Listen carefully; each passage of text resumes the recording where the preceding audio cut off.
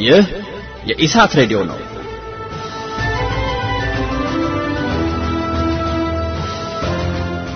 የኢሳት ሬዲዮ ከምሽቱ 2 ሰዓት እስከ 3 ሰዓት በአጭር ሞገድ በአማርኛ ቋንቋ የሚያስተላልፈውን ስርጭት አሁን ጀመረ።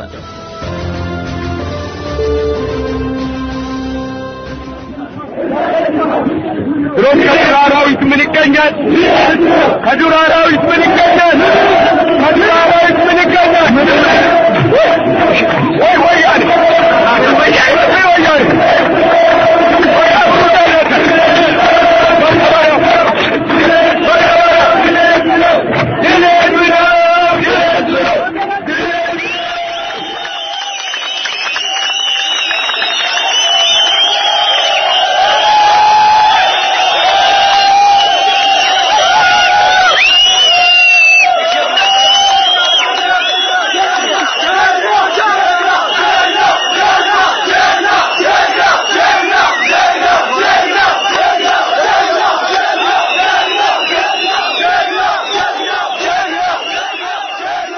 ለዳኝነት ነጻነት ምንም ደንታ የሌላቸው መሆኑን የሚያውቀው በአደባባይ ወጥተው ሰዎቹ ያለ ቅድመ ሁኔታ እንዲፈቱ የፍርድ ሂደቱ የማስመሰያ ሂደት ድራማ እንደሆነ በአደባባይ ሲያስታውቁና ሲያንጓጥጡ ነው ያሉት እና እነዚህ ወገኖች እየተከተሉ ያሉት ስራ ህገ መንግስቱና ህገ መንግስታዊ ስርዓቱን የመናድ የመሸርሸር እና ስርዓቱን አደጋ ላይ ለመጣል በግላጭ ከወጡ ወገኖች ጋራ በአደባባይ አብረዋል።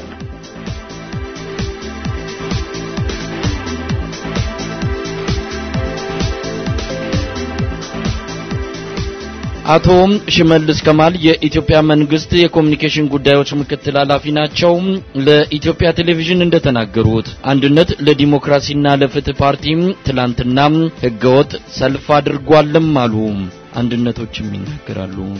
ካምፕ ያለበት ቦታ ላይ ሰላማዊ ሰልፍ ለምን አላደረጋችሁም ብሎ መንግስት ማንሳቱ በዓለም አቀፍ ማህበረሰቡ ጭምር አስተዛራቢ እጅጉ አሳዛኝ እነሱ የጻፉትን ህግ እንኳን በአግባቡ መረዳት ያልቻሉ መሆናቸውን ነው የሚያሳየው። አቶ ሽመልስ የሚመሩት ኢህአዴግ መንግስት ፍርድ ቤቱ ነፃ ነው ብሎ ያምናል። እኛ የምንመራው የአንድነት ለዲሞክራሲና ለፍትህ ፓርቲ በኢትዮጵያ ፍርድ ቤት የለም ብሎ ያምናል።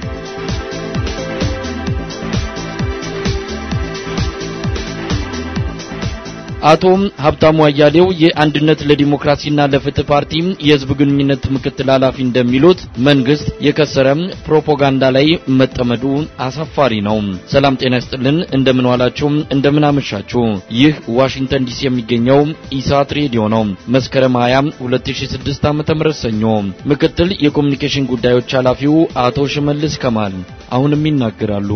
በሽብር ድርጊት ተከሶ የተቀጣን ሰው ድርጊቱ ሌላው ተገቢ ነው ብሎ በሚወስደው አቅጣጫና መንገድ መልእክት ቀርጾ ይህንን ማስተጋባትና ማሞካሸት በህግ ያስቀጣል የሚል ክልከላ እንዳለው ያወቁ ይህን ክልከላ በማናለብኝነት በአደባባይ ረግጠው ሽብርተኝነትን የሚያወድስና የሚያሞካሽ ቅስቀሳና የማነሳሳት ስራ ሲሰሩ የቆዩ ሰዎች የሰሩትን ስራ በህግ የሚያስጠይቅ መሆኑን ሳያውቁ ሳይገነዘቡ ነው ለማለት አዳጋች ነው። ስለዚህ የነዚህ ወገኖች እርምጃ ቀጥተኛ ህጋዊ መዘዝና ውጤት ሊያስከትል የሚችል መሆኑ ከወዲሁ ግልጽ ነው። ይሄን ድርጊታቸውን የሚያመጣውን ህጋዊ መዘዝም ለመቀበል ዝግጁ መሆን ያለባቸው ይመስለኛል።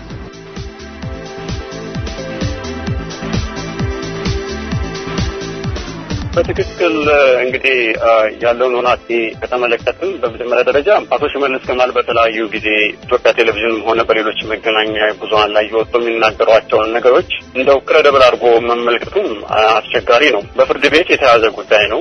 እንግዲህ እነዚህ ሰዎች ጉዳያቸው በፍርድ ቤት ተይዟል። ጅልቲነታቸው እስኪረጋገጥ ድረስ ወይ ጥፋተኛነታቸው እስኪረጋገጥ ድረስ ኢኖሰንት ናቸው። ይሄንኑ እንግዲህ ያለው የህግ አሰራር በመስጠት ቀደም ሲል ጂሃዳዊ ሐረካት እየተሰኘ ዘጋቢ ወይም ደግሞ ብዙዎች ከጣፊ የሚሉትን ፊልም በማሳየት የኢትዮጵያ መንግስት እንደዚሁም ደግሞ አቶ ሽመልስ ከማል ያሉበት መስሪያ ቤት ራሱ ከፍተኛ ሚና እንደተጫወተ ከግምት ውስጥ እናስገባለን።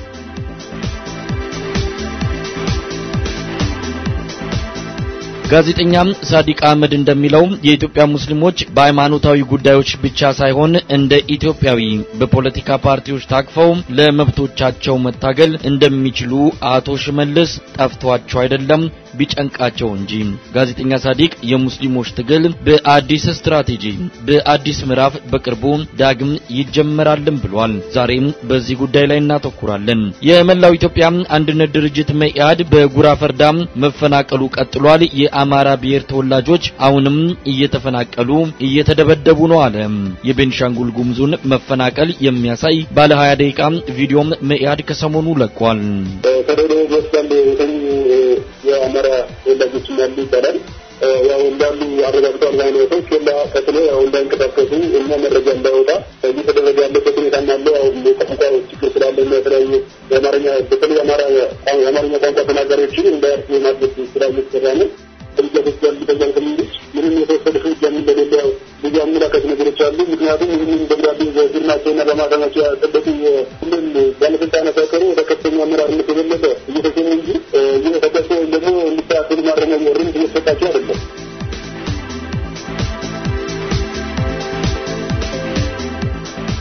አቶ ሰለሞን ጉልበት የመላው ኢትዮጵያ አንድነት ድርጅት የህዝብ ግንኙነት ክፍል ኃላፊ ናቸው። ስለ ጉራ ፈርዳው መፈናቀል እንዲሁም ፓርቲው ወደ አካባቢው ስለላከው ቡድን ለኢሳት ቃለ መጠይቅ ሰጥተዋል።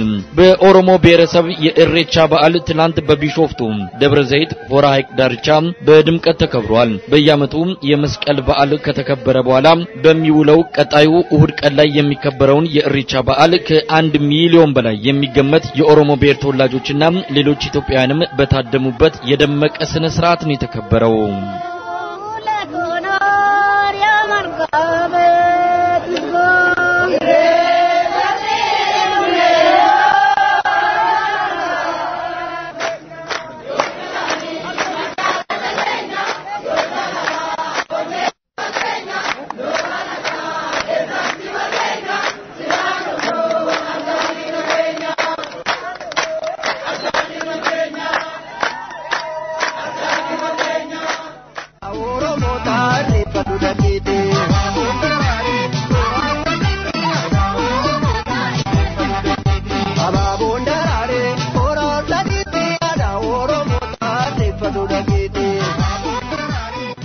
ለኦሮሞ ብሔር ተወላጆች እንኳን ለኢሬቻ በዓል አደረሳችሁ እንላለን። በዚሁም የጥያቄ ያለኝ እንግዳን እናስተዋውቃችኋለን። አንድነት ለዲሞክራሲና ለፍትህ ፓርቲ የሶስት ወሩን ዘመቻ ትላንት አጠናቋል። የሚሊዮኖች ድምጽ ለነጻነት እንዴት ነበረ? ቀጣዩም የትግል አቅጣጫ በምን ላይ ያተኩራል?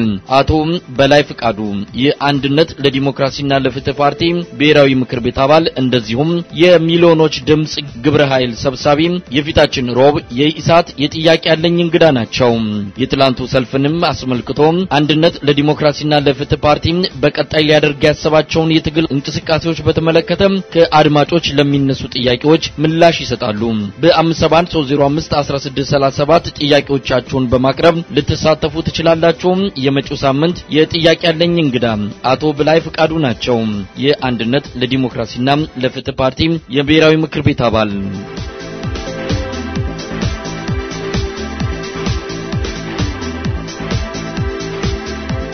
በ57130511637 የደረሱን መልእክቶቻችሁ ዛሬም ተይዘዋል። መሳይ መኮንን አስተናግዳችኋለሁ። ሰለሞን ከበደም ዜናዎቹን አዘጋጅቷል። ብርታዊት ግርማዬም ታቀርባቸዋለች። ማሌት አበራ በቴክኒኩ አብራኛለች። ምሽቱን ከኛ ጋር እንድታሳልፉ በአክብሮት እንጋብዛለን። ዜና ይቀድማል። ብርታዊት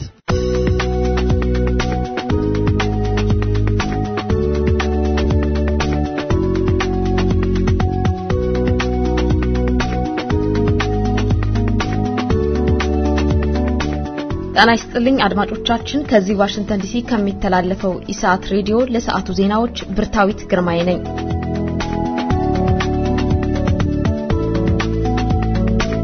ትላንት በአዲስ አበባ በአንድነት ፓርቲና በ33ቱ ፓርቲዎች የተጠራው ሰላማዊ ሰልፍ በመስቀል አደባባይ እንዳይካሄድ መንግስት የወሰደውን እርምጃ በርካታ የአዲስ አበባ ነዋሪዎች አወገዙ። ሰዎች ወደሚፈልጉበት ቦታ ሄደው እንዳይሰበሰቡ የአዲስ አበባ ፖሊስና ፌደራል ፖሊስ በተለያዩ ቦታዎች ላይ ያደረጉትን እገታ ህገ መንግስቱን የሚጥስ ሂደት ነው በማለት ነዋሪዎች ተቃውመውታል። የአንድነት ቢሮ ከሚገኝበት ቀበና አካባቢ የተሰባሰቡት ሰዎች በተለያየ አቅጣጫ ወደ መስቀል አደባባይ ለመሄድ ያደረጉት እንቅስቃሴ በእለቱ ተሰማርተው በነበሩ በርካታ የፌደራል ፖሊስ አባላቶች እገታ ተካሂዶባቸዋል። አቶ ጣሰው መኩሪያ የተባሉ የአዲስ አበባ ነዋሪ ሰልፉን ለመሳተፍ ያደረጉት እንቅስቃሴ ህገ መንግስቱን በጣሰ ሁኔታ ክልከላ እንደተደረገባቸው ለኢሳት ተናግረዋል። ከ4 ኪሎ ወደ መስቀል አደባባይ ለመሄድ እንቅስቃሴ በፖሊሶች ተስተጓጉሏል የሚሉት አቶ ጣሰው ህዝቡ ያደረገውን ሰላማዊ ትግል አድንቀዋል።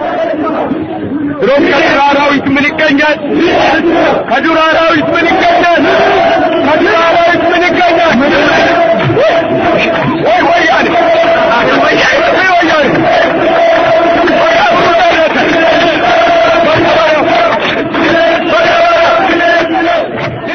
ገና ከጅምሩ በፓርቲዎች አመራር ላይ የተወሰደው እስራትና ወከባ ትላንት መደገሙ ብዙ የሚገርም አልነበረም የሚሉት ነዋሪዎች ኢትዮጵያ ውስጥ ሰዎች በሰላማዊ መንገድ የመሰብሰብና ሐሳብን በነጻነት የመግለጽ መብታቸው ተገፎ ይገኛል ብለዋል።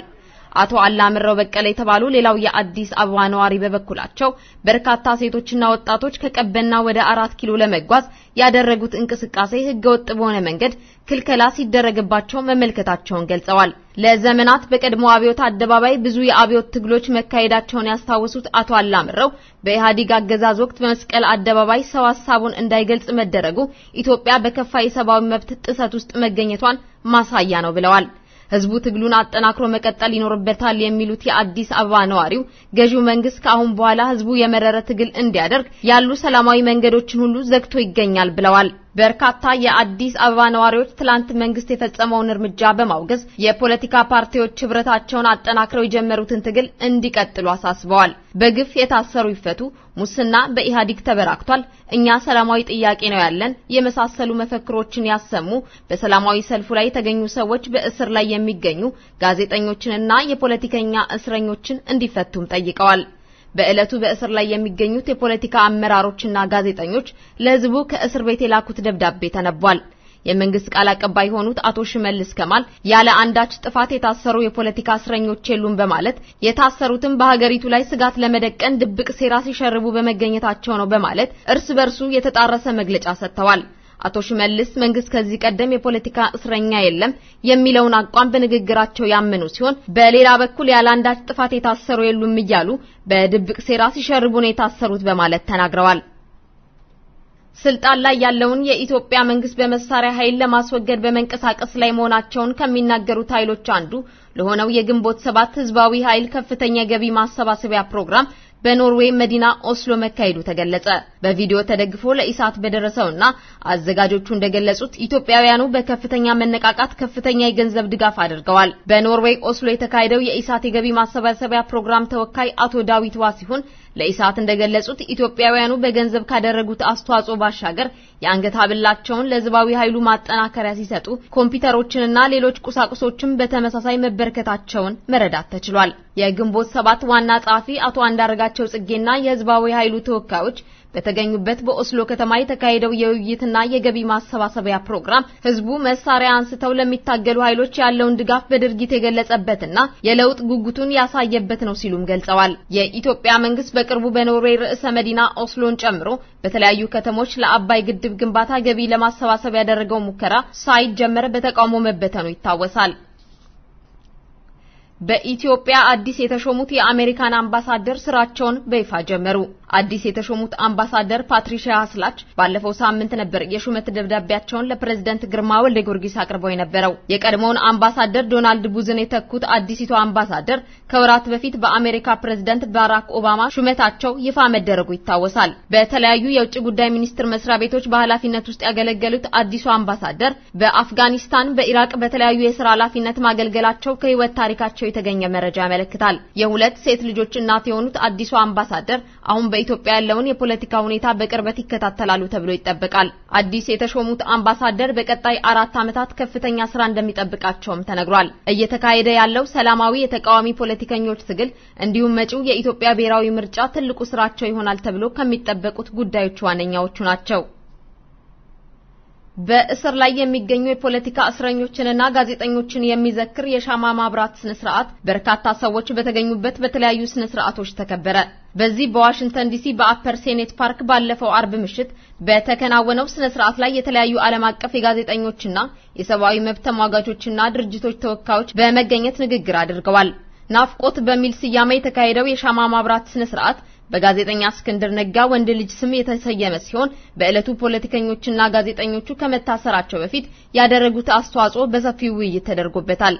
ጋዜጠኛ እስክንድር ነጋ፣ ሪኦት አለሙ እንዲሁም የአንድነት ለዲሞክራሲና ለፍትህ ፓርቲ አመራር የነበረው አንዱዓለም አራጌና የኦነግ አባል ተብለው በእስር የሚገኙት አቶ በቀለ ገርባ ከቃሊቲ እስር ቤት የጻፏቸው ደብዳቤዎች በእለቱ ለታዳሚው ተነበዋል። ጃዝሚ ሳሚስ ከአምነስቲ ኢንተርናሽናል፣ አላና ባርተን ከኢንተርናሽናል ዊሜንስ ሚዲያ ፋውንዴሽን፣ ጆን ጀንሲን ከናሽናል ፕሬስ ክለብ፣ ፓትሪክ ግሪፍስ ከፍሪደም ናውና መሐመድ ከይታ ከኮሚቴ ቱ ፕሮቴክት ጆርናሊስት ወይም ሲፒጄ ተወክለው ተገኝተዋል። ከሻማ ማብራቱ ስነ ስርዓት በኋላ በኢትዮጵያ ውስጥ የሚገኙ የህሊናና የፖለቲካ እስረኞችን በማሰብ የአንድ ደቂቃ የህሊና ጸሎት ተደርጎላቸዋል።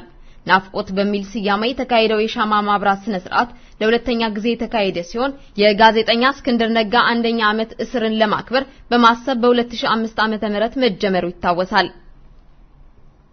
በህገወጥ መንገድ የሞባይል የስልክ ቀፎችን በአዲስ አበባና በክልሎች ሲሸጡ የተያዙ 30 ቻይናውያን ከሀገር መባረራቸው ተሰማ።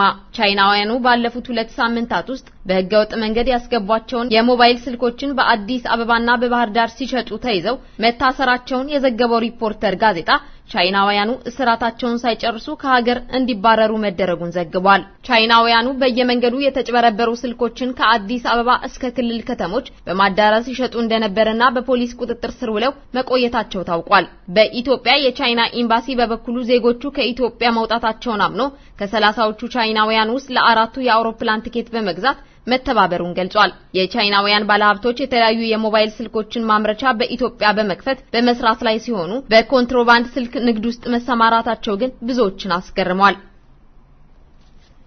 በመጨረሻም የውጭ ዜና ከዛሬ እኩለ ሌሊት ጀምሮ የአሜሪካ መንግስት መስሪያ ቤቶች ሊዘጉ እንደሚችሉና 2.2 ሚሊዮን ሰራተኞች ስራቸውን ለማቆም እንደሚገደዱ በመጠበቅ ላይ ነው። ሪፐብሊካን የፕሬዝዳንት ባራክ ኦባማን የጤና ህግ በአንድ ዓመት እንዲዘገይ ማድረጋቸውና በቀጣዩ የአሜሪካን በጀት ላይ መስማማት ባለመቻላቸው የአሜሪካን የተወሰኑ መንግስት ተቋማት ሊዘጉ ይችላሉ የሚለው ግምት አይሎ ይገኛል። የአሜሪካ ህዝብ ተወካዮች ምክር ቤት አባላት ትላንት የኦባማ ኬር በአንድ ዓመት እንዲዘገይ ውሳኔ ቢያስተላልፉም የህግ መወሰኛ ምክር ቤት ወይም ሴኔቱ በማንኛውም ሰዓት በመሰብሰብ ውሳኔውን ይሽረዋል ተብሎ ይጠበቃል። ሪፐብሊካን ኦባማ ኬር የመንግስት በጀት አግኝቶ ተግባራዊ እንዳይሆን ጥረታቸውን አጠናክረው ቀጥለዋል። ሁለቱ አካላት የበጀት ጉዳይ ላይ መግባባት ባለመቻላቸው አሜሪካ የመንግስት ተቋማትን እንድትዘጋ ያስገድዳታል ተብሎ ተፈርቷል። በ2010 ዓመተ ምህረት የተወሰነ ክፍሎቹ ተግባራዊ እንዲደረግ የተወሰነው የኦባማ ኬር ከነገ ጀምሮ ተግባራዊ ይሆናል ተብሎ ይጠበቃል። አይቀርም የተባለው ሁኔታ ከተከሰተ ከ17 ዓመት በኋላ አሜሪካ የመንግስት መስሪያ ቤቶች መዘጋት ያጋጥማታል ተብሎ ተፈርቷል። የአሜሪካን የውጭ ጉዳይ ሚኒስትር መስሪያ ቤት ለተወሰነ ጊዜ ስራውን ይቀጥላል የተባለ ሲሆን ወታደራዊ ተቋማት፣ ትምህርት ቤቶችና ፖስታ ቤቶች የመሳሰሉት ስራቸውን እንደተለመደው ይቀጥላሉ። ሙዚየም፣ የእንስሳት ማቆያዎችና ፓርኮች፣ የጤናና የሰብአዊ መብት አገልግሎት ተቋማት በከፊል ስራቸውን የሚያቆሙ ይሆናል። የአሜሪካን ኤምባሲዎች ስራቸው ይስተጓጎላል ተብሎ ይጠበቃል። የአየር ትራፊክ መቆጣጠሪያ፣ የብሔራዊ ደህንነትና የኃይል ማመንጫ ተቋማት ውሳኔው በፍጹም ከማይነካቸው ተቋማት ዋነኞቹ ናቸው። ሪፐብሊካንና ዲሞክራት የአሜሪካን የብድር ጣሪያ ዙሪያም አለመግባባት ውስጥ ሲሆኑ አሁን ያለው የ30 ቢሊዮን ዶላር ዕዳ በማንኛውም ሰዓት ወደ 60 ቢሊዮን ዶላር ሊያሻቅብ ይችላል የሚል ስጋት አለ። አሜሪካ በተለያየ ወቅት የመንግስት መስሪያ ቤቶች በከፊል የመዘጋት እድል ሲያጋጥማት ቢቆይም ክስተቱ ግን በሰዓታትና በጥቂት ቀናት ውስጥ እልባት ያገኛል። በ1996 ለ21 ቀን የቆየው ትልቁ የመዘጋት አደጋ በታሪክ ተመዝግቦ ይገኛል።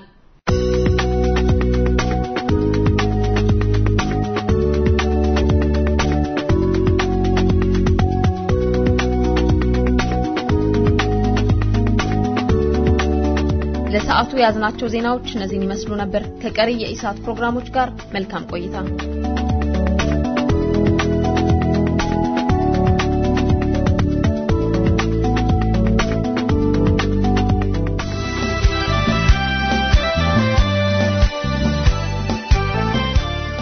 ጥያቄ አለኝ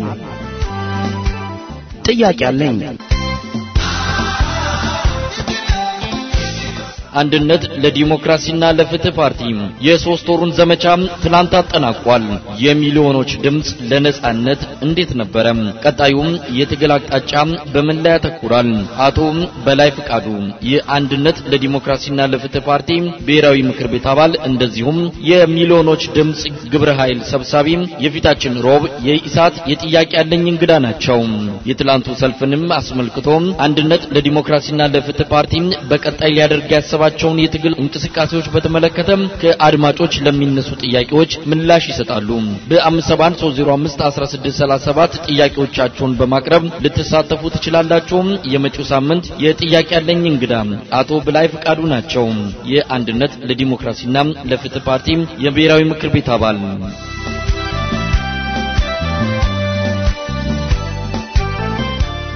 ጥያቄ አለኝ።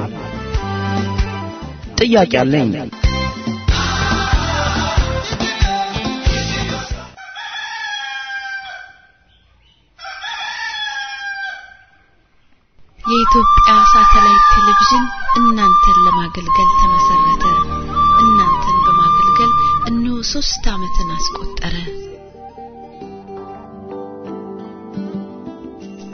መረጃን በማቅረብ በማዝናናት በማስተማርና ህዝብን በማሰባሰብ የኢትዮጵያ ሳተላይት ቴሌቪዥን አሁንም ይተጋል። በአሁኑ ሰዓት በቀን በሚሊዮን የሚቆጠሩ ኢትዮጵያኖች ይጠብቁታል። ሚሊዮኖች እውነታቸውንና ምኞታቸውን እንዲናገር ይጓጉለታል። ሚሊዮኖች አፋቸው ታፍነው ትንፋሻቸውን ለኢሳት ሰጥተውታል። ብዙዎች ደግሞ ተስፋቸውን ያዩበታል።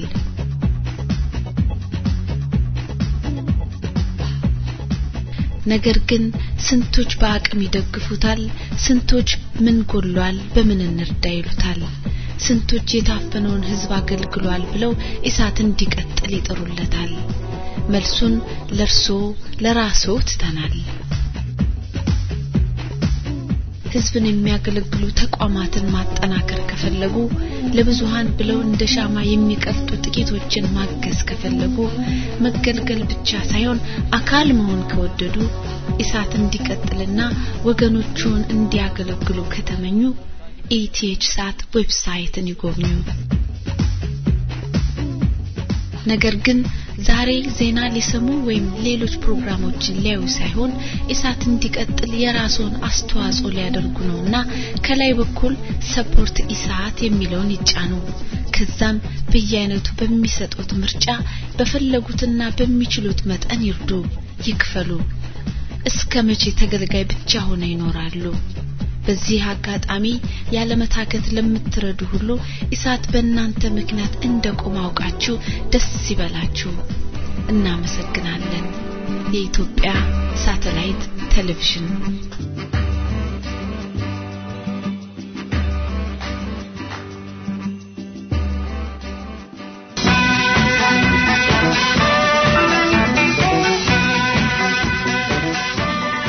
ኢሳት በተራራማዋ ኮሎራዶ በማይል ሃይ ሲቲ ዴንቨር ኮሎራዶ ለምትገኙ ኢትዮጵያውያንና የኢትዮጵያውያን ወዳጆች ኦክቶበር 6 ሁሉን ኢትዮጵያውያን ያሳተፈ ልዩ ዝግጅት ለመጀመሪያ ጊዜ የኢሳት ድጋፍ አሰባሳቢ ኮሚቴ አዘጋጅቷል።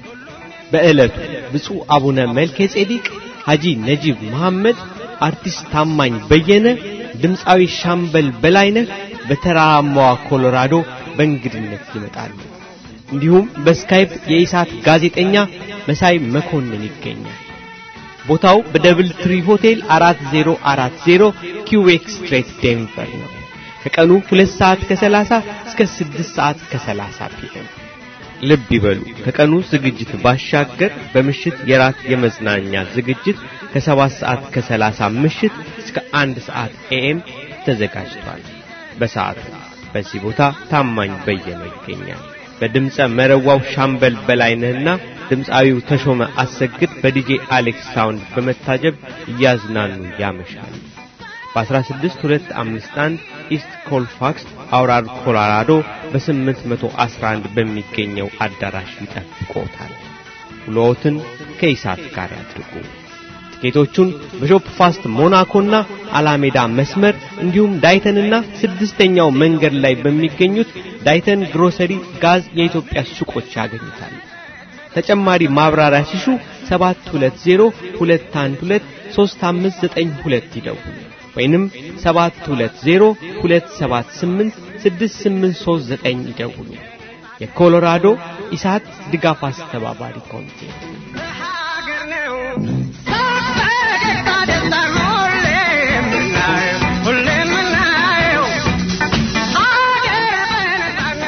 ታላቅ የኢሳት የገንዘብ ማሰባሰቢያና የመዝናኛ ምሽት በቶሮንቶ ተጋባዥ እንግዶች ዶክተር ብርሃኑ ነጋ ከግንቦት 7 አቶ አበበ ገላው ጋዜጠኛና የሰብአዊ መብት ተሟጋች አርቲስት አብዱኪያር ዲጄ ዳኒና ሰብሰብ በሉ በሙዚቃና በባህላዊ ውዝዋዜ ያዝናኗችኋል። እሁድ ኦክቶበር 13 2013 ሰዓት ከ11 ሰዓት ፒኤም ጀምሮ እስከ 2 ሰዓት ኤኤም ድረስ አድራሻ ሉቴኒያ ሆል 1573 ብሎር ስትሪት ዌስት። በርሶ ድጋፍ ኢሳት ኢትዮጵያውያን አይንና ጆሮ ሆኖ ይቀጥላል።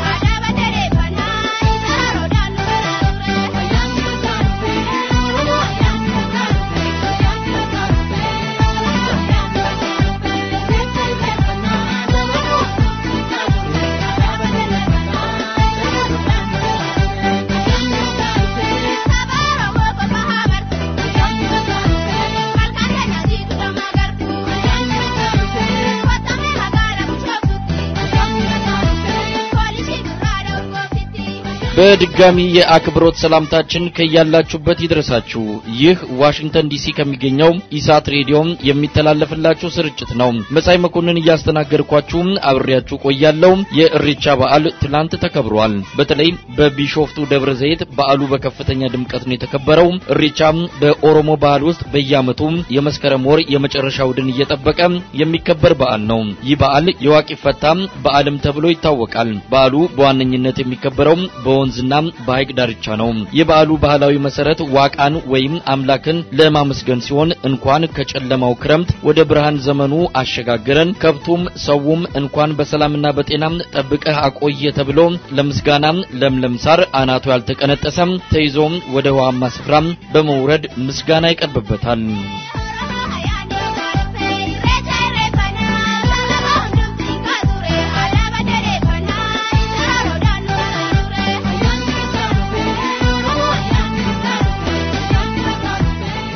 ኢሬቻ ወንዝ ወዳለበት ወይም የተፈጥሮ ምንጭ ወዳለበት ወይም ሐይቅ ወዳለበት አካባቢ ላይ በመሄድ ምስጋና ለፈጣሪ የሚያቀርቡበት ባህል ነው። ይሄው የጎሳ መሪዎች የተመረጡ የጎሳ መሪዎች በቅደም ተከተል ለፈጣሪያቸው ምስጋና ያቀርባሉ፣ ምርቃት ይመርቃሉ። በመቀጠል የሀገር ሽማግሌዎች ይመርቃሉ። ከዛ በኋላ በአደይ አበባውና በሰርዶ ውሃውን በመንካት ወደ ሰውነታቸው አመት አድርሰን በማለት ማለት ነው። ይሄንን ነው የሚያደርጉት።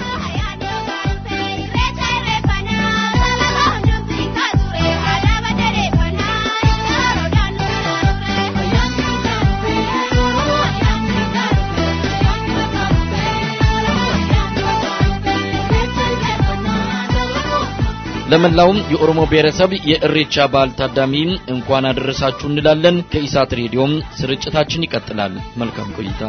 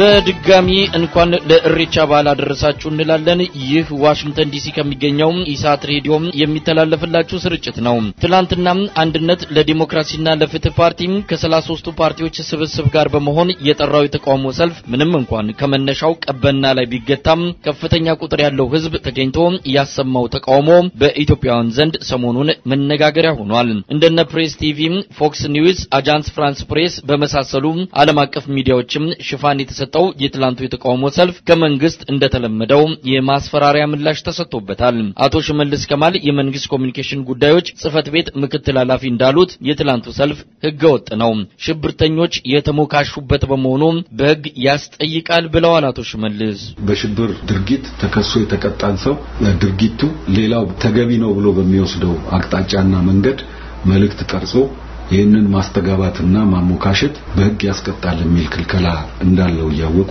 ይህን ክልከላ በማናለብኝነት በአደባባይ ረክተው ሽብርተኝነትን የሚያወድስና የሚያሞካሽ ቅስቀሳና የማነሳሳት ስራ ሲሰሩ የቆዩ ሰዎች የሰሩትን ስራ በህግ የሚያስጠይቅ መሆኑን ሳያውቁ ሳይገነዘቡ ነው ለማለት አዳጋች ነው። ስለዚህ የነዚህ ወገኖች እርምጃ ቀጥተኛ ህጋዊ መዘዝና ውጤት ሊያስከትል የሚችል መሆኑ ከወዲሁ ግልጽ ነው። ይሄን ድርጊታቸውን የሚያመጣውን ህጋዊ መዘዝም ለመቀበል ዝግጁ መሆን ያለባቸው ይመስለኛል።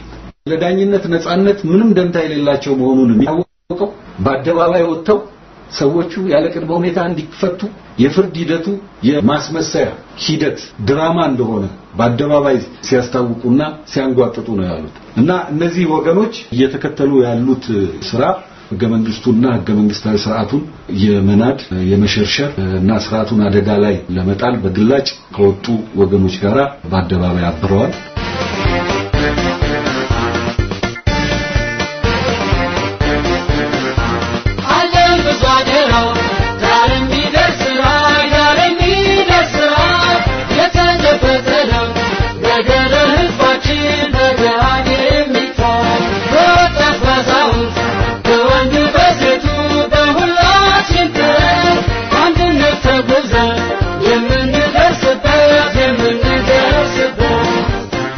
አቶ ሀብታሙ አያሌው የአንድነት ለዲሞክራሲና ለፍትህ ፓርቲ የህዝብ ግንኙነት ምክትል ኃላፊ በጣም አመሰግናለሁ።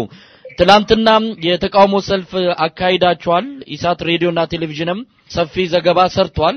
ምናልባት ሰልፉ አሁን ላይ ስትገመግሙት እንዴት ነበር? ባጭሩ ከሱ እንነሳና እንዴት ነበር ሰልፉ? ሰልፉ በአጠቃላይ እኛ እይታ በእውነቱ በጣም ስኬታማ ነበረ። ምናልባትም ከዋና ዋና መንገዶች መስቀል አደባባይ የነበረው ህዝብ ታግዶ የቀረው የመርካቶ አካባቢ ታግደው በመገናኛ ጫፍ ታግደው 4 ኪሎ ላይ ታግደው ቢለቀቅ ኖሮ ምን ያህል ሊሆን እንደሚችል መገመት ያዳግታል። የሀገር ውስጥ ሚዲያዎችም ያንኑ እውነታ የታዘቡ በመሆኑ ሰልፉ ከዙሪያውም ከመጣው ውጭ ቢለቀቅ ምን ያህል ከዚህ በላይ ህዝብ ሊሳተፍ እንደሚችል የታዘቡ ነውና በአጠቃላይ ሰልፉ በተቃውሞ ጎራ በአመራሮች ቁርጠኝነት ይዘው እስከተንቀሳቀሱ ድረስ ሰላማዊ ትግሉን በሚገባው ወደፊት ለመግፋት አሁንም ተጨማሪ ድል እንዳለ የሚያሳይ ነበረ። በጣም ውጤታማ ሰልፍ ነው ማለት ይቻላል ባጭሩ። አቶ ሀብታሙ እንግዲህ ሰልፉን ተከትሎ የመንግስት ኮሙኒኬሽን ጉዳዮች ምክትል ኃላፊ አቶ ሽመልስ ከማል ለኢትዮጵያ ቴሌቪዥን በሰጡት ቃለ መጠይቅ እንዲሁም በሌሎች መንግስት በሚቆጣጠራቸው መገናኛ ብዙሃንም የሳቸው መልእክት ተላልፈዋልና ሰልፉ ህገወጥ ነው ከሚለው አንስቶ አንድነት ፓርቲም ህገወጥ ስራ በመስራቱ በህግ ሊጠየቅ የሚችልበት ሁኔታ እንዳለም ፍንጭ የሰጡበትን መግለጫ ነው የሰጡትና እንዴት አገኛችሁት የመንግስት ምላሽ? በእጅጉ አሳዛኝ ነው። ከመንግስት እንደዚህ አይነት ነገር አውቶማቲካሊ ያልተጠና በጣም ምንም የፖለቲካ ሰብስታንስ የሌለው የህግ መሰረት የሌለው ንግግር ያሳዝናል። አንድ መንግስት መስሪያ ቤት የሚመሩ ሚኒስትር ሌታ ናቸው የተናገሩት በመንግስት ደረጃ አቋም ተይዞበት ነው ለማለትም ያስችላል። በእውነቱ እርግጥ ነው ኢህአዴግ ከመፈረጅና ለሱ ስጋት ናቸው ባላቸው ላይ በማንኛውም ተቋማትም ግለሰቦች ምርጫ ከመውሰድ አይመለስም ተብሎ ይታወቃል። ይሁን እንጂ አሁን አንደኛ ግልጽ በሆነ መንገድ አስቀድመን አሳውቀን በህጋዊ መንገድ የተጠና ሰላማዊ ሰልፍ መሆኑ የመፍቀድና ያለመፍቀድ ስልጣን በሽመልስ በግላቸው ወይም በሚመሩት ተቋምና ድርጅትን ይህ ስልጣን እንደሌላቸው አውቃለን። ይሄ የዜጎች ህገ መንግስታዊ መብት ነው፣ በማንም ሊከለከል የማይችል እና ሽመልስ እንደ መንግስት የያዙት ወንበር ሊያውቁት ነው የሚገባው። ሰላማዊ ሰልፍ መደረጉን አውቀው ዜጎች መብታቸው ሲጠቀሙ ችግር እንዳይገጥማቸው ወይም ዜጎች ሊያገኙ የሚገባውን የተሳሳተበት ኃላፊነት መወጣት ነው የሚገባቸው። ከዚህ በዘለለ ግን እነሱ ሰጪና ነሽ የሆነው አጠቃላይ በዲሞክራሲ ስርዓቱ ዙሪያ ላይ እያሳደሩ ያሉት ተጠው የዲን ሀገር ስርዓት ወዴት ሊመራ እንደሚችል በአግባቡ የተገነዘቡ አልመሰለኝም። አቶ ሀብታሙ ምናልባት ነጥብ በነጥብ እሳቸው ያሉትን እያንዳንዱን ነገር አንስተን የአንድነትን ምላሽ እንደው ካወቅን ለምሳሌ ሰልፉን ህገወጥ ካደረጉት አንዱ ባልተፈቀደ ቦታ አደረጋችሁ ነው ያሉት። ለእናንተ የተፈቀደው ጃን ሜዳ ነበረ፣ ግን እዛው ቀበና ማድረጋችሁ ህገወጥ ነው ያሉት። ምን ማለት ነው ይሄ? ይሄ በትክክል የመንግስትን ህጋዊ ተቋምነት ወይም ህግን በጠንቅቆ ያለመረዳት አለዛም ያለማሽ ማፋሳት እንደፈለጉ ነው ከነሱ የተረዳ ነው። እንደ ፓርቲ አቶ ሽመልስ እንዳውም ሰልፉን በጃን ሜዳ ብናካሄድ ኖሮ ይህ ነው ህገወጥነት። ጃን ሜዳ አለማካሄዳችን ይልቁን በእጅጉ ህጋዊያን እና ህግ አክባሪዎች መሆናችንን ያሳየንበት ነበር። የአገሪቷ ህግ የሚለው ሰላማዊ ሰልፍ እና ማንኛውም የፖለቲካ እንቅስቃሴዎች ከጦር ካምፕ ከትምህርት ቤትና ከሆስፒታሎች ወደ ከመሳሰሉት የመንግስት የጸጥታ አገልግሎት መስጫ ተቋማት በ500 ሜትር ቢያንስ መራቅ አለበት ይላል። ጃን ሜዳ በ20 ሜትር ልዩነት የጦር ካምፕ አለ፣ በ20 ሜትር ልዩነት የጦር ዩኒቨርሲቲ አለ፣ መከላከያ ዩኒቨርሲቲ አለ።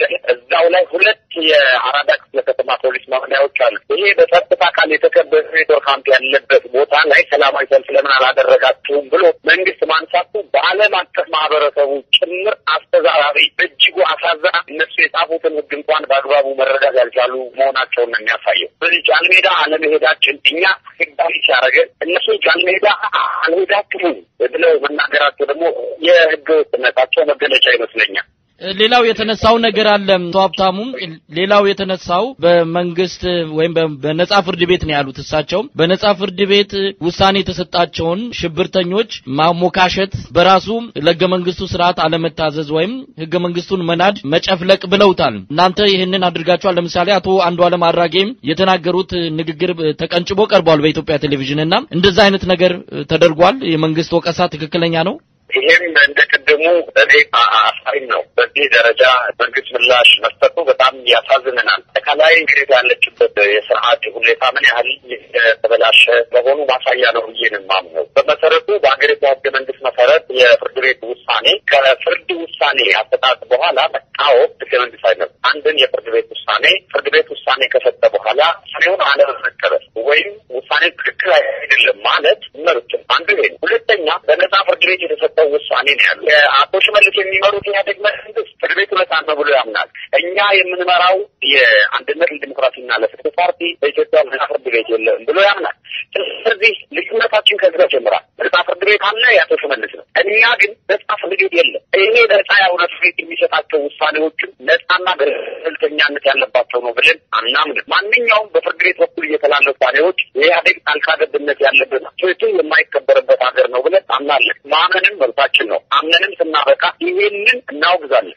ይሄ አዲስ አይደለም። አንዱዓለም ላይ ፍርድ በተሰጠ ማግስት ወዲያውኑ አውቶማቲካሊ በእነ እስክንድር ላይ በእነ ርዕዮት ዓለሙ በአንዱዓለም ላይ የተወሰደ ውሳኔ ትክክለኛ ያልሆነና ያልሆነ ፍርድ ቤት ነጻ ለመሆኑን የሚያረጋግጥ በዜጎች ላይ በግፍ የተፈጸመና እነዚህም ዜጎች ከዛሬ ጀምሮ የህሊና እስረኞች ናቸው ብለን እንደ ፓርቲ አቋም መያዛችን ይታወቃል። እንደ አንድ የፖለቲካ ፓርቲ ሀገር ውስጥ ያለ ፍርድ ቤት ነጻ ፍርድ ቤት አይደለም የወሰነውን ውሳኔ አንቀበልም ብለን ዴሞክራቲካሊ ይህንን ተባባይ በዲሞክራሲያዊ መንገድ በዲሞንስትሬሽን መግለጻችን እንዴት አድርጎ እንደሆነ ህጎች የሚያሰኘው አቶ ሽመልስ ብቻ ነው ሊያደርጉ የሚችለው። በኢትዮጵያ ህግ በእሳቸው ትርጉም ካልሆነ በስተቀር ኢትዮጵያ በጽሁፍ ባዘጋጀቻቸው ህጎች ትክክል አይደሉም። ሌላው እንደው ጨምር የምፈልገው እሳቸው መዛፊት አሸባሪ ያላቸውን ሰዎች ማበረታታት ያስከስሳል ያሉት ይህ ከሆነ ለምን የአሜሪካን መንግስት አይከስ? በተደጋጋሚ የአሜሪካ መንግስት ያሰሯቸውን እስክንድር ነጋና ነባራዊ እንዲፈቱ ደብዳቤ የጻፈላቸው ነው። ዓለም አቀፍ ተቋማት በሙሉ የመብት ተሟጋቾች በኢትዮጵያ ውስጥ የህሊና እስረኞች እንዳሉና የታሰሩት እንደሆነ እየተናገሩ ነው። አንድነት ለዲሞክራሲና ለፍትህ ፓርቲ በዲሞንስትሬሽን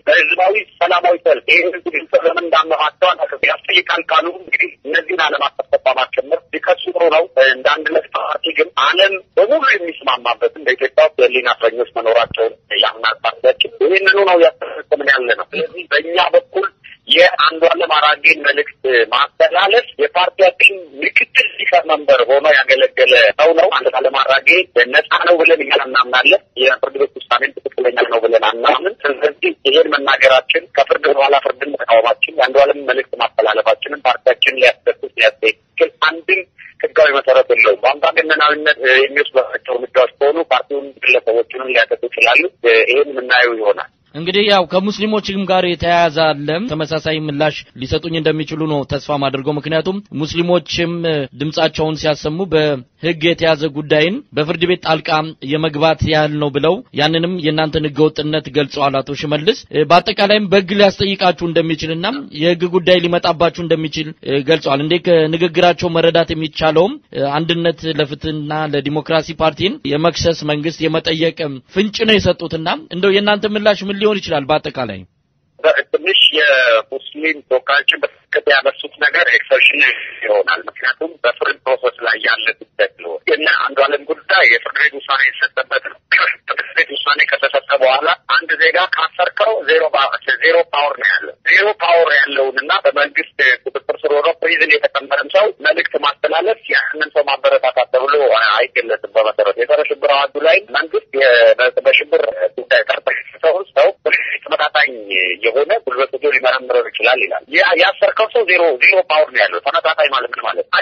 እኮ ፓወር ላለው ሰው ነው። በዜሮ ፓወር ላይ ተመጣጣኝ የሚባል የለም። እና አንዳንድ ጊዜ የሚያስበረብሩት ነገር አለ በግልጽ የሚታይና የአሜሪካ የእንግሊዝ ምናምን ብያሉ ይጠቅሱታል። በፍጹም የማይገናኙ ነገሮች ምናልባት ያልኩትን በላይ ጉዳዩ ገና በፍርድ ቤት ውሳኔ ያልተሰጠበት በፍርድ ቤት ውሳኔ ያልተሰጠበት ጉዳይ መቃወም ትክክል አይደለም። በሀገሪቱ ሕግ ነበረ። ይሁን እንጂ እኛ ባላንስ እያደረግን ያለ ነው። ባላንስ የምናደርገውና ይህንን ጉዳይ የምንቃወመው አንደኛ በአጠቃላይ በዚህ የሙስሊም የመፍትሄ አፈላላፊ ኮሚቴዎች ላይ የሃይማኖት አንከበር ብለው የተነሱ ሰዎች ላይ የተወሰደው እርምጃ ትክክል ነው ብለን አናምንም እንደ ፓርቲ። አንዱ ሁለተኛ መንግስት በሃይማኖት ጣልቃ ጓዳ የሚል ፊል በመንግስት የደህንነት ተቋምና መንግስት ተቋም በመንግስት መገናኛ ብዙኃን በኢትዮጵያ ቴሌቪዥን ተቀነባብሮ የተሰራው ፊልም ግለሰቦችን አሸባሪ ብሎ የፈረጀው የፍርድ ቤት ውሳኔ ከመሰጠቱ በፊት ነው። ስለዚህ ኢህአዴግ በፈለገበት ጊዜ አሸባሪ ብሎ ሰዎች ሲፈርድና ለፍርድ ቤት ምንም ደንታ የሌለው እኛን ነው ደንታ የሌለው ያሉት። ይሁን እንጂ ለፍርድ ቤት ፈጽሞ ደንታ የሌለው መንግስት መሆኑን የሚያሳየው ራሱ ያሰራቸው ሰዎች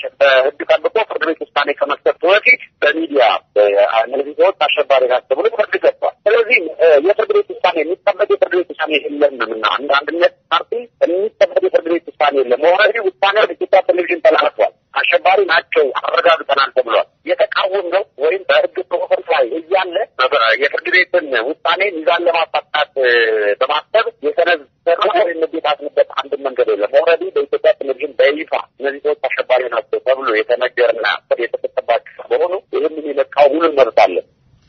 ፍርድ ቤት አልወሰነም ከሆነ ፍርድ ቤት ከመወሰኑ በፊት እነሱ ወስነው በሚዲያ ሊሰሩት አይገባም ነበር።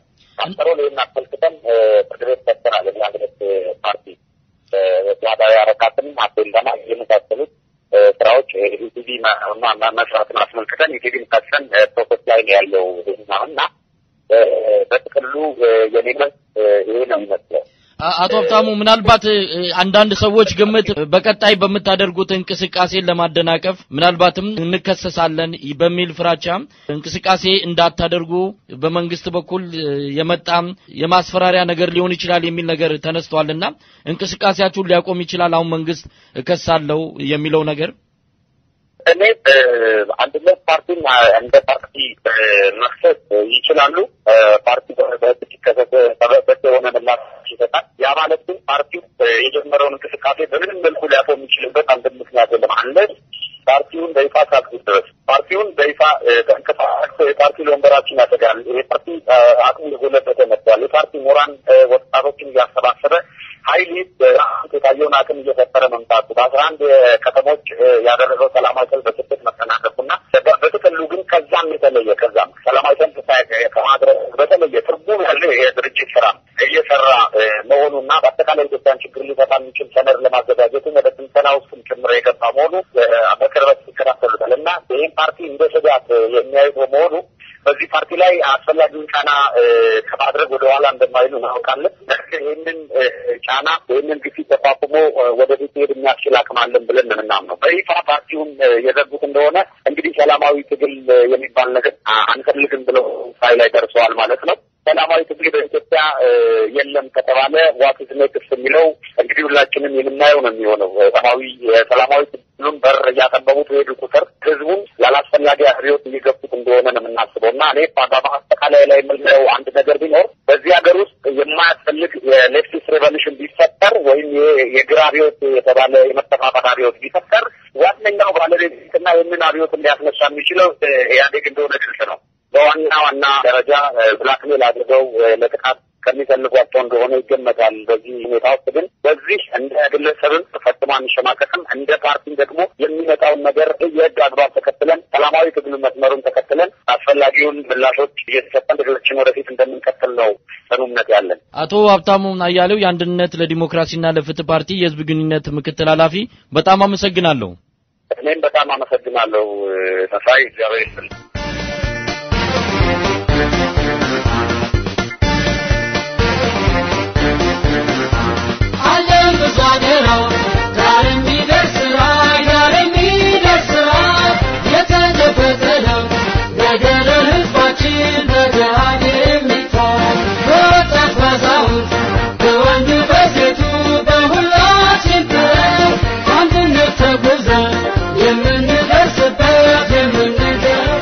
በመከታተል ላይ ያላችሁት ዋሽንግተን ዲሲ ከሚገኘው ኢሳት ሬዲዮ የሚተላለፍላችሁን ስርጭትን ነው። የመላው ኢትዮጵያ አንድነት ድርጅት መኢአድ የአማራ ብሔር ተወላጆች መፈናቀል አሁንም አልቆመም፣ በተለይ በቤንች ማጂ ዞን ጉራ ፈርዳ አገርሽቶበታል ሲል አስታውቋል። ከቤንሻንጉል ጉሙዝ ክልል የተፈናቀሉትን የተመለከተ የ20 ደቂቃ ቪዲዮም ሰሞኑን መልቀቁ ተሰምቷል። መኢአድ መፈናቀሉንና ተከትሎ የመጣውን ድብደባና ግዙፍ የሰብአዊ መብት ጥሰትን የሚያጠና ቡድን ወደ ጉራ ፈርዳ መላኩን አስታውቋል። ካሳሁን ይልማም የመላው ኢትዮጵያ አንድነት ድርጅት መኢአድ የህዝብ ግንኙነት ክፍል ኃላፊን አነጋግሯል።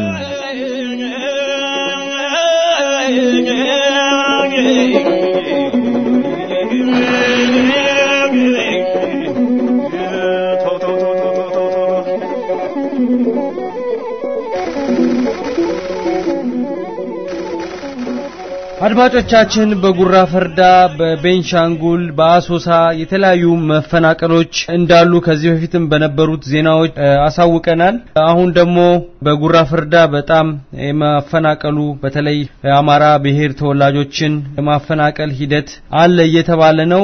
በዚህ ጉዳይ ላይ በተለይ መኢአድ መላው ኢትዮጵያ አንድነት ድርጅት ይህን ትኩረት አድርጎ የተለያዩ ቪዲዮዎችን በዩቲዩብ አሳይቷል። ከዚህ በፊትም በተለይ በአሶሳ አካባቢ ያሉ አሁን ደግሞ ወደ ጉራ ፈርዳ ይህንን የሚያጣሩ የሚከታተሉ የፓርቲው አመራሮች ወደዛ ማቅናታቸውን ሰምተናልና ይህን ለማነጋገር ወደ ፓርቲው ህዝብ ግንኙነት አቶ ሰለሞን ጉልበት ደውለን ነበር። አቶ ሰለሞን እንደምነዋል? ጉራ ፈርዳ ማፈናቀል በጣም ተጧጡፏል ነው የሚባለው። ይሄን ደግሞ የሚገታው አካልም አልተገኘም ነው የሚባለው። አሁን ያለው ሁኔታ እንዴት ነው? ለውጥ አለ? ሰሞኑን ወደዛ ሰዎች ልካቸዋል? እሺ ምንድነው በጉራ ፈርዳ ያለው አጠቃላይ ሁኔታ? ያው ማፈናቀሉ የተጀመረ ከሁለት ዓመትና ከዓመት በፊት የነበረ ቢሆንም አሁን ያለው ሁኔታ እንደገና ትንሽ ጋር ብሎ የነበረ ቢሆንም በአዲስ መልክ እንደገና ተጠናክሮ ቀጥሏል። ይህም በጣም አሳሳቢና ትኩረት ሰጪ በመሆኑ ሁለት የመለስ ጫሌ ድርጅት ከፍተኛ አመራሮች ተደርገዋል እና አጠቃላይ ያለው ችግር ምንድነው? ከደቡብ ሆስፒታል ውስጥ አሁን ቀጥታ እነሱ ጋር ወደ አንድ ጋር እየተገመዳደረ ያለው ከደቡብ ሆስፒታል የተኙ የአማራ ወላጆች አሉ ይባላል። ያው እንዳሉ አረጋግጠዋል። ባይነው ከላ ከተለ ያው እንዳንቀሳቀሱ እና መረጃ እንዳይወጣ እየተደረገ ያለበት ሁኔታ አለ። ያው ቋንቋ ችግር ስላለ እና የተለያዩ የአማርኛ በተለይ የአማርኛ ቋንቋ ተናጋሪዎችን እንዳያልፉ ማድረግ ስላልተሰራ ነው። ሌላው ምንድነው? ያው አጥቶችን ያው ከሰብስበው ከተገኘው ከዲስቱ ችግር ያልደረሰባቸው እና በከለይ ያደረጉት ሚዛን ድረስ አምጥተው ከሚዛን ቦንዳ በሚወስደው መንገድ ላይ ካምፓይናዎቹ ሚዛን ኢትዮጵያዊን ለተከታተል ከዚህ በኋላ የሀገራችን ትራንስፖርት እንዲ ታርፈልጋችሁ እንደዚህ መንገድ ለመድረስ ይችላልላችሁ የሚል ትዕዛዝ እንደተሰጣቸው ተረድተን ሌላው እዛ በቀሩት የአማርኛ ተናጋሪ ህብረተሰቦች ላይ በተለያዩ ሁኔታ በጥሩ የተደረገባቸው ነው። ከእነዚህ መካከል ምንህል በሚያሰጩበት ሰዓት በኪሎ ላይ 20 ሳንቲም እና ከዛ በላይ ከሌለ ህብረተሰብ በተለይ መልኩ እንዲቀጥሉ እየተደረገና ከሌላው በሰብ የማህበራዊ ግንኙነት እንዲገናኙ እየተደረገ ነው። ሌላው በተመሳሳይ መልኩ በኢትዮጵያና በረጅም ጊዜ ቢያንስ 20-30 ዓመትና 15 ዓመት በላይ የወሰኑ መሬት ላይ የተፈረደበት መሬት ላይ የቤንች ወላጅ የሆኑ የህብረተሰብ ክፍሎችን አንጭተው ከጎናቸውና ከፊታቸው ቤት በማሰራት መንጫ ወዲያ መሳታት በከፍተኛ የማሰራራትና እንግልት ላይ የሚገኙ መሆኑን ነው ቀሪዎቹም የተነገረኝ። በአጠቃላይ ያው የመደቂቃ ድርድር ጉዳዩ አሳሳቢ መሆኑን አምኖ ከፍተኛ አመራሮችን ወደዛ ልኳል። እንግዲህ እነዚያ ከፍተኛ አመራሮች ጉዳዩን አጣርተው እስካሁን ያለ ኢንፎርሜሽን ይሄ ነው። በአጠቃላይ መረጃ ይዘው ከሳምንት በኋላ ይመለሳሉ። ጉዳዩ አሳሳቢ በመሆኑ ቢሮ ለመክፈት ያው አጠቃላይ ቅርዘን ቢሮ ለያን ዝግጅት እየተጠናቀቀ ነው። ያው የስራ ጫና ቢሆን እንዳይከሰት እየተደረገ ያለ ነገር አለ። በዋናነት ግን ያው አመራሮች ቢሮ ለመክፈት ጭምር ነው የሄዱት እና አጠቃላይ ያለው ሁኔታ ይህን ይመስላል። ይሄ ያለው ሁኔታ ጉራ ፈርዳ የሚባለውን አካባቢ የት እንደሚገኝ የት ክልል ውስጥ እንደሚገኝ እንደው ለአድማጮቻችን ትገልጽልናለህ አቶ ሰለሞን? ጉራ ፈርዳ የሚገኘው የት ነው? በደቡብ ክልል ያው ዋና ከተማ ሚዛን አማን ይባላል። አሁንም የአማራ ተወላጆች በሚዛን አማን ከተማ ነው ሆስፒታል ውስጥ ነው የሚገኙ። የመለከት አንድ ድርጅትም ያው ጉዳዩን በቅርበት ለመከታተል ቢሮ ለመከታተል ሚዛን አማን ላይ ነው እና በኢትዮጵያ በደቡብ ክልል ውስጥ የሚገኝ ቦታ መሆኑን የሚገልጸው። ከዚህ በፊት የነበሩት ክልሎች በተለይ ቤንሻንጉል በርካታ የአማራ ብሔር ተወላጆች ተፈናቅለው እንደገና እንዲመለሱም ከዛ በኋላ ጠቅላይ ሚኒስትር ኃይለማርያም ደሳለኝ ይህን ጉዳይ እናጣራለን ብለው የተለያዩ ሰዎች ከዚህ ጋር በተያያዘ ታስረው እንደነበር ትዝ ይለናል። አሁን ለውጥ አለ በአሶሳና ቤንሻንጉል አካባቢ? ቅድም በጥያቄ ላይ እንደገለጽከው ጠቅላይ ሚኒስትሩ ያንን ቃል ይናገሩ እንጂ የተወሰደው እርምጃ ዝግባ የማይባልና ትንሽ ባለስልጣኖችን ዝም ብሎ እንደዚህ ደክሞ ባና ላይ ይመስላል የተወሰደ እርምጃ እንጂ አጠቃላይ የተወሰደ እርምጃ የለም። ምክንያቱም ምንድነው ድርጅት በማስረጃነት በያዘው ሰነድ እንደሚታወቀው የክልሉ ከፍተኛ ባለስልጣኖች የፈረሙበት ሰነድ በእጃችን ያለ መሆኑ በመስሮ የተወሰደ ምንም አይነት እርምጃ የለም። ስለዚህ እርምጃው እንዳጠቃላይ የምናየው ነገር ምንድነው ለህዝቡ ላይ የተደረገ እንጂ ትክክለኛ ለህዝቡ ቆመና የህዝብ ተቆርቋሪነት ያለው እርምጃ አይደለም የተወሰደው እና አጠቃላይ አሁን ያለው ሁኔታ ምንድነው በአሶሳ በተወሰነ መልኩ ትንሽ ጋፕ ያለ ይመስላል። ምክንያቱም ብዙ ጊዜ ስርዓት የሚጠቀመው ምንድነው በአንድ ቦታ ላይ የሆነ ነገሮች ሲመኛጡ ሌላ ቦታ ሲስተማቲክ ነገር ነው የሚሰራ። ስለዚህ አሶሳ በተወሰነ መልኩ አሁን የቀነሰው ይመስል ከተወሰነ ቀን በኋላ ከጉራ ፈርዳ ካየነው ተመክሮ እንደሚቀጥል እርግጠኞች ነን። ምክንያቱም ጉራ ፈርዳ በተወሰነ መልኩ በተለያዩ ሚዲያዎችም የተለያዩ ማህበረሰብ ጉዳዮች ሲመጣ መንግስት ጉዳዩን መስሎ ነበር፣ ግን አሁን እንደገና ጉዳዩን አጠናክሮ ነው የቀጠለበት። ስለዚህ ምንም አይነት ዘላቂ የሆነ መፍትሄ እስካልተገኘ ድረስ ጉዳዩ ቆሟል። ደግሞ እርምጃ ተወስዷል ማለት አንደፍርም። እየተወሰደ አይደለም። ጉዳዩ ደግሞ እስካልቆመ ድረስ እርምጃ ተወስዷል የሚል ምንም አይነት ምክንያት ሊቀርብ አይችልም። በአሶሳ ሰዎቹ ተመልሰዋል ሲባል ሰምተናል። እነዛ ሰዎች ወደ ቦታቸው አልተመለሱም ወደ ቀድሞ ስፍራቸው?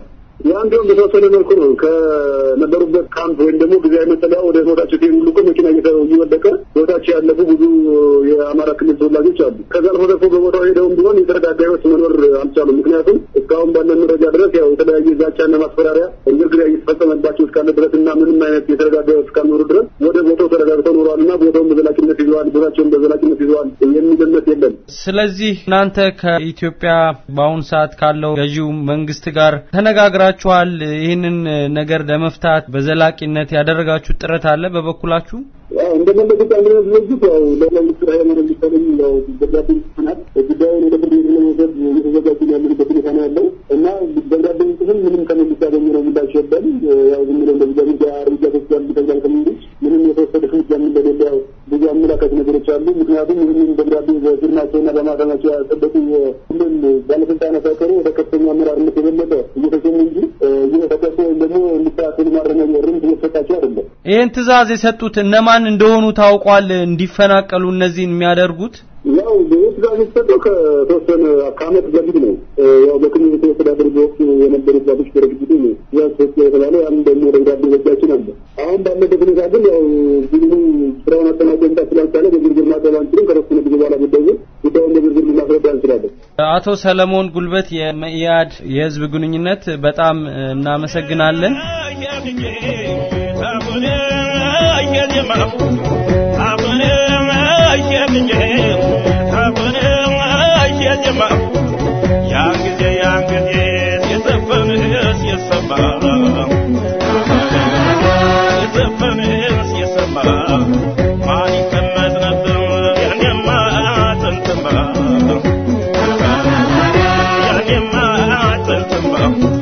Nagare si mata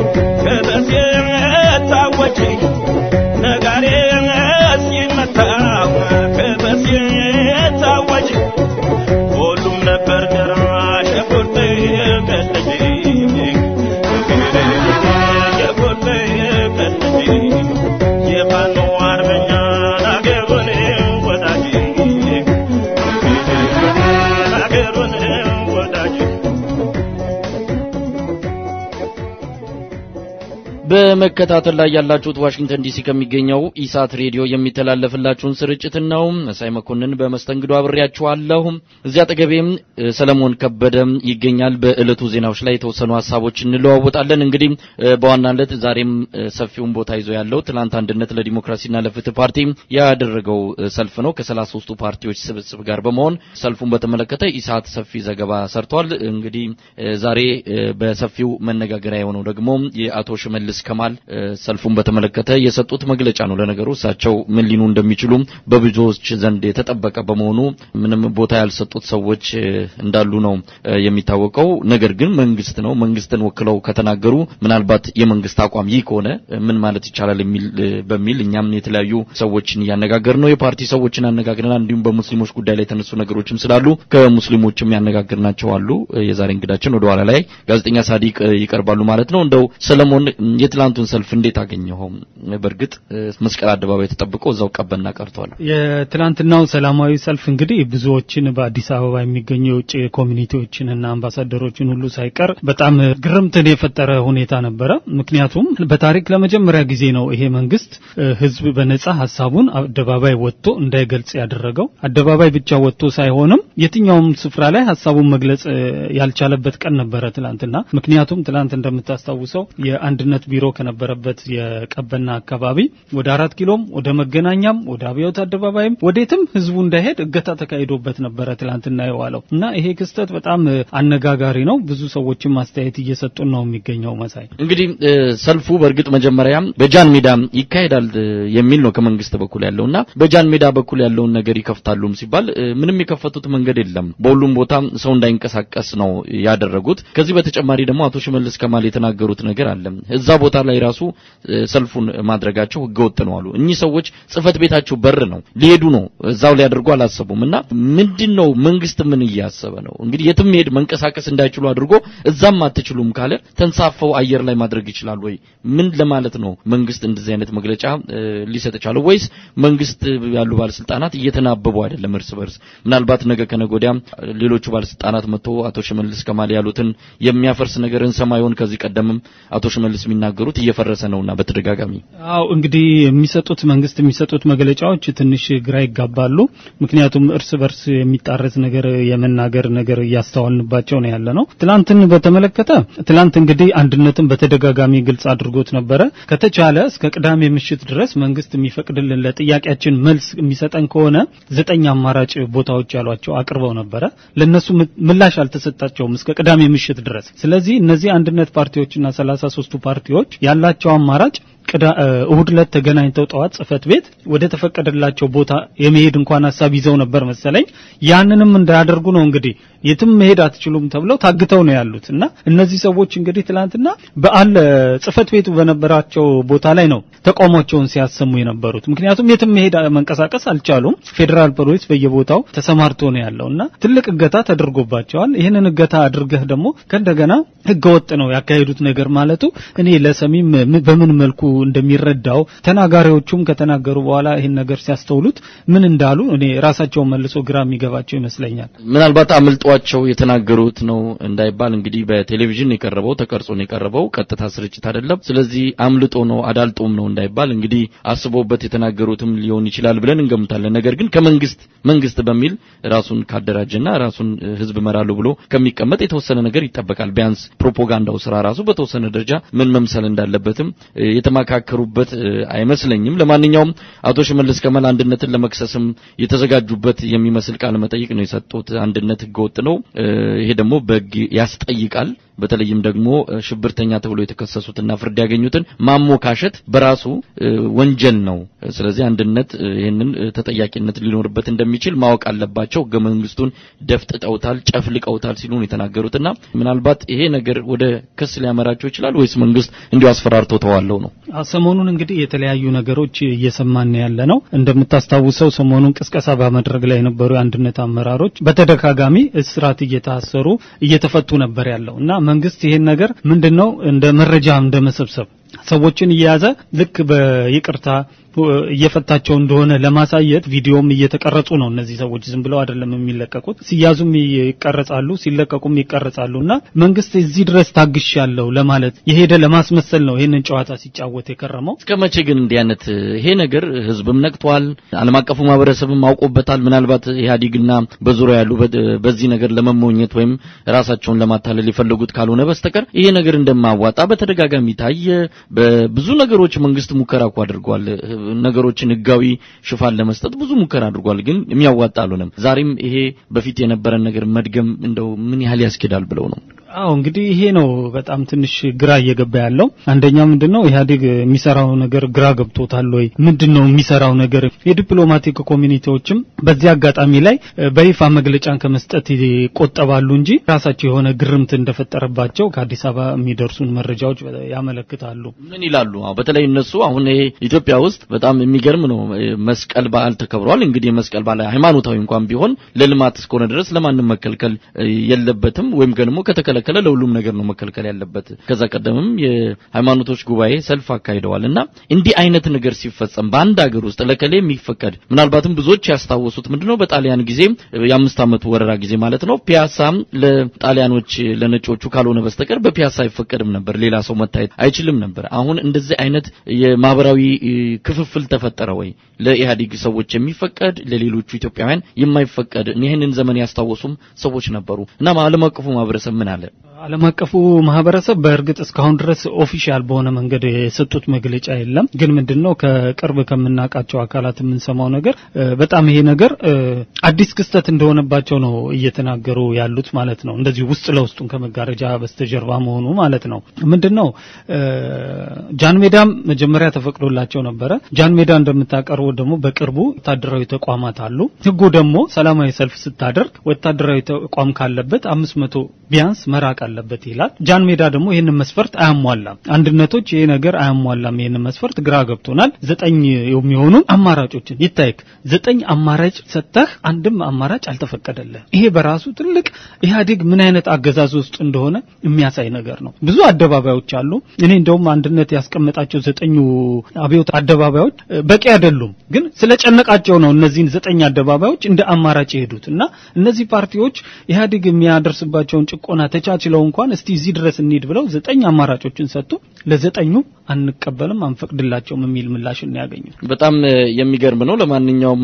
ሁኔታውን እንግዲህ አንድነትም መግለጫ ሊሰጥበት የተዘጋጀን ያለው የአንድነት ሰዎች የሰጡትን ምላሽ ቀደም ሲል አቅርበናል እንግዲህ በሙስሊሞችም የተነሳ ነገር አለ ያንን በተመለከተም በኢትዮጵያ ቴሌቪዥን የቀረቡት ምስሎች ለምሳሌ ሰልፉን በተመለከተ በአብዛኛው የኢትዮጵያ ሙስሊሞች ነበር የሚታዩትና የሰልፉን መልእክት ሌላ ነገር ለማስመሰል የኢትዮጵያ ሙስሊሞችም እኮ እንደ ኢትዮጵያዊ ጥያቄ ኖራቸዋልና ሰልፍ የመውጣት መብትም አላቸው ሁሉ ጊዜ ጥያቄያቸውን ራሳቸው ካነሱት 2 አመት ከቆዩበት የሃይማኖት ነጻነት ጥያቄ ጋር ብቻል ማያያዝ የለበትም እንደ አንድ ኢትዮጵያዊ የሰብአዊ መብታቸው የዲሞክራሲ መብታቸው በመጨፍለቁም ያንን ለመጠየቅ መውጣት አለባቸው አደባባይና ለምን እነሱም ብቻ ማሳየት እንደተፈለገ እንደዚሁም ደግሞ የአቶ አንዳለም አራጌ መልእክት ሲነበብ ሆን ተብሎ ለኢሳት በኢሳት አድማጮችና በዛበሻ ድረገጽ ያመቱ ምርጥ በመባሌ ደስ ብሎኛል ያሉበትን ቦታ ብቻ መርጠው ማቅረባቸው መንግስት ሆን ተብሎ እንደዚህ አይነት ምናልባት የምትመራውን ህዝብ የማታለልና የማጭበርበርም አይነት ነገር እንዴት ተሰራለ የሚል ነገር በብዙ ሰዎች ዘንድ እየተነሳ ነው ያለውና መንግስት ምን ያደረገ ነው እንግዲህ ለማግኘት ሙከራ አድርገናል አልተሳካልንም ምናልባት የምትጨምረው አለ በዚህ አንፃር በዚህ አጋጣሚ ምንድነው የመንግስት ቃል አቀባይ የሆኑት አቶ ሽመልስ ከማል የተናገሩት ነገር አለ መንግስት እንደምታውቀው አንድም የፖለቲካ እስረኛ በኢትዮጵያ የለም እያለ ነው በተደጋጋሚ የሚናገር የነበረው ትላንትና ግን በሬዲዮ ፋና ላይ ዌብሳይት ላይ አንድ ዜና አንብቤ ነበር አቶ ሽመልስ ከማል ጥፋት ሳያጠፋ የታሰረ የፖለቲከኛ እስረኛ የለም የሚል ነገር ተናግረዋል ብለው ነው ጠቅሰዋቸው የተጠቀሙትና ይሄን ስለዚህ መንግስት አመነ ማለት ነው የፖለቲካ እስረኛ እንዳለ እንደ አቶ ሽመልስ እንግዲህ አባባል እሳቸውን ጠቅሰው ነው የሰሯቸውና የፖለቲከኛ እስረኛ የሚለውን ቃል ተጠቅመውታል ማለት ነው ምናልባት ሬዲዮ ፋናይን ሲዘግበው እሳቸው ብለውታል ተሳስተው እንዳይሆን ብዬ ነው ምክንያቱም እንዲህ አይነት ነገር ከፍተኛ ኪሳራ ነው የፖለቲካ እስረኛ የለም ሲሉ ቀዳሚውን ጠቅላይ ሚኒስትር ሲናገሩ ለዛን ያለ አመታት የዘለቁትም አሁንም የመጡትም እንደዛ ሲሉ ነበርና አሁን የፖለቲካ እስረኛ አለ ማለት ምናልባት አምልጧቸው እንዳይሆን ቀደም ሲልም ይሄንን አንስቼ ነበር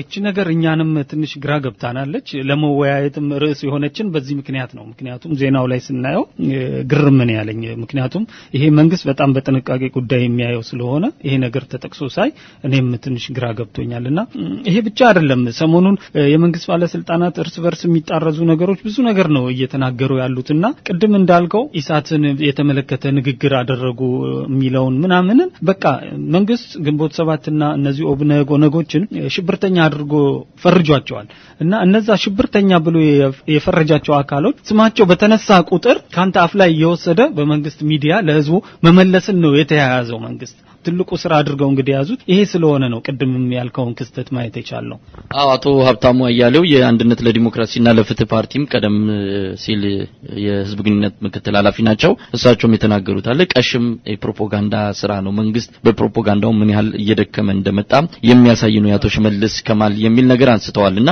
እንደው ህዋትም በዚህ አጋጣሚ አንዳንድ ነገሮችን እየሰማን ያለነው የህዋት ቀመንበር የሆኑት የህዝባዊ ወያኔ ሓርነት ትግራይ ሊቀመንበር አቶ አባይ ወልዱ ሚስታቸውን ወይዘሮ ትርፉ ኪዳነ ማርያምን የህዋት ጽፈት ቤት ኃላፊ አድርጎ መሾማቸውንም አብርሃም ደስታ ከመቀበሌ በፌስቡክ ድረገጹ ላይ ጽፏልና በጣም አስገራሚ ዜና ነው እንግዲህ ባልና ሚስት ወደ ትልቁ የህዋት የስልጣን አካል መግባታቸው ነው እንግዲህ ሊቀመንበርነቱ ከህዋት ሊቀመንበርነቱ ቀጥሎ ትልቁ ስልጣን የጽፈት ቤት ኃላፊ እንደሆነ ነው የተጠቀሰውና ምናልባት ህዋት ቀደም ሲል አቶ መለስ ዜናው ሚስታቸውን ከፍ አድርገው ሲያመጡ ጊዜ የቤተ ዘመድ ጉባኤ መስሏል ተብሎ ነበርና ያንን ጠብቀው እየሄዱ ነው ያለውና መተካካት እንግዲህ ራይ ማስቀጠልም ይሄ እንደሆነ ነው አብራ ደስታ እየገለጸ ያለው ይሄ ለነገሩ ያው እንዳልከው ዜናው ዜና ነው ግን ብዙ የሚደንቅ ላይሆን ይችላል ምክንያቱም ህወሓት የራሳቸው የአንድ ብሔር የሆኑ ተወላጆች እየተፈራረቁ የሚገዙት ቤታቸው የሆነ ንብረታቸው የሆነ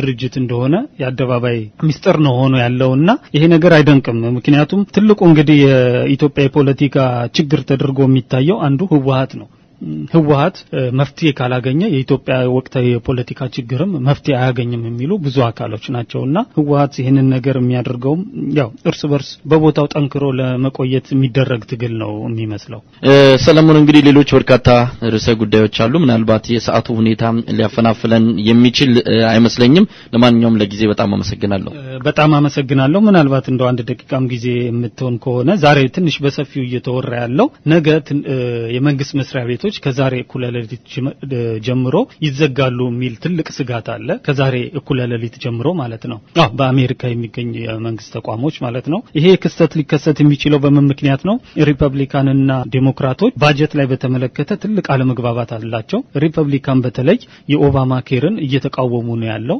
ያሉትና ባጀት ማግኘት እንደሌለበት ለሌላ አንድ አመት መጓተት አለበት የሚል ነገር አቋም ይዘው ነው ያሉት በዚህ የተነሳ እንግዲህ ነገ እኩለ ሌሊት የአሜሪካ መንግስት መስሪያ ቤቶች የተወሰኑ ማለት ነው ከመሰረታዊ እንደ ሚሊተሪ ትምህርት ቤት ካሉ ውጪ የሆኑት ይዘጋሉ የሚል ትልቅ መነጋገሪያ ሆኖ ነው የቆየው ይሄ ጉዳይ ግን በማንኛውም ሰዓት ሴኔቱ በሚያደርገው ውሳኔ ይታጠፍና የተባለው ወደ 2 ሚሊዮን የሚጠጉ ሰራተኞች በዚህ ሁኔታ ይጎዳሉ ተብሎ ይጠበቃልና ሴኔቱ በማንኛውም ሰዓት የሚያደርገው ውሳኔ ይሄንን ጉዳይ ይቀለብሰዋል ተብሎ ይጠበቃል ክስተቱ ከሆነ ግን በአሜሪካ ከ17 አመት በኋላ ለመጀመሪያ ጊዜ የሚከሰት ሁኔታ ተብሎ በመጠበቅ ላይ ነው ያለው እንግዲህ ነገ በበጀት ምክንያት ዝግ ይሆናል ማለት ነው የተወሰኑ መስሪያ ቤቶች ዝግ ሆነው ነው ይጠብቃሉ ተብሏል እንደ ሙዚየም የእንስሳት ማቆያ ኤምባሲዎች ራሱ ቪዛን ፕሮሰስ ማድረግ ወደማይችሉበት ሁኔታ ውስጥ ይገባሉ ተብሎ ነው የተፈራው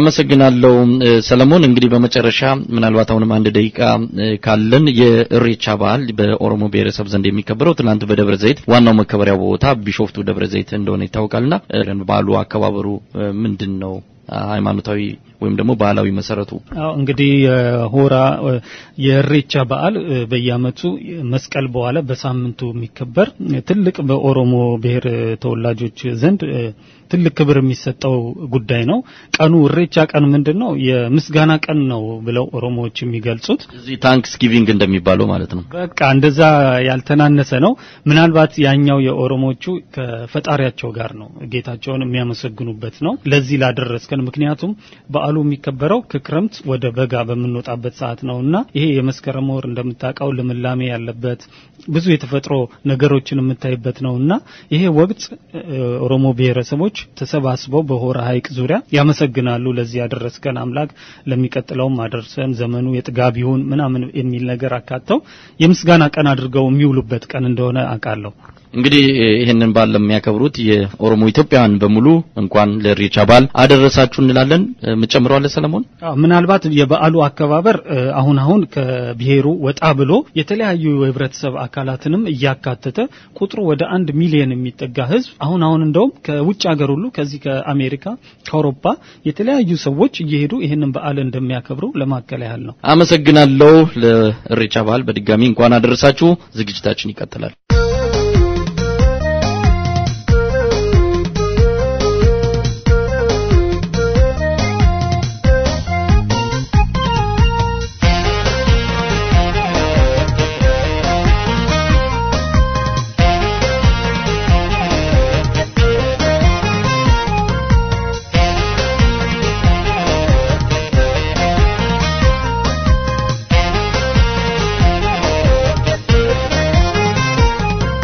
Galanni gibeekutus laftu bidiru nama ceesisa garaan jaalatee rafu laftu silbibi nama deemsisa Galanni gibeekutus laftu bidiru nama ceesisa garaan jaalatee rafu laftu silbibi nama deemsisa Anso sodaate barana qalbii kooti gibee gaman jaalatti isanii mooti Anso sodaate barana qalbii kooti gibee gaman jaalatti isanii mooti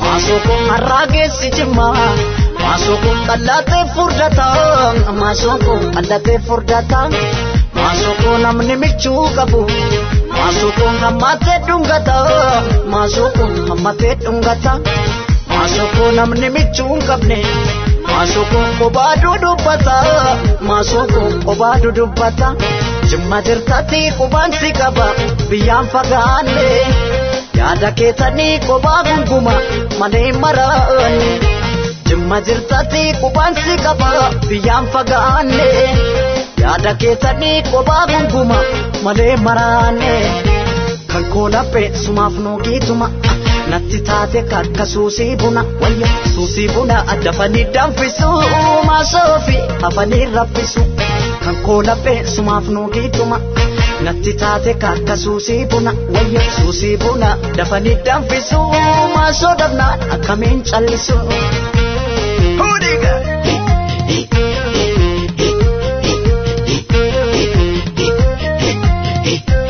Bakkosi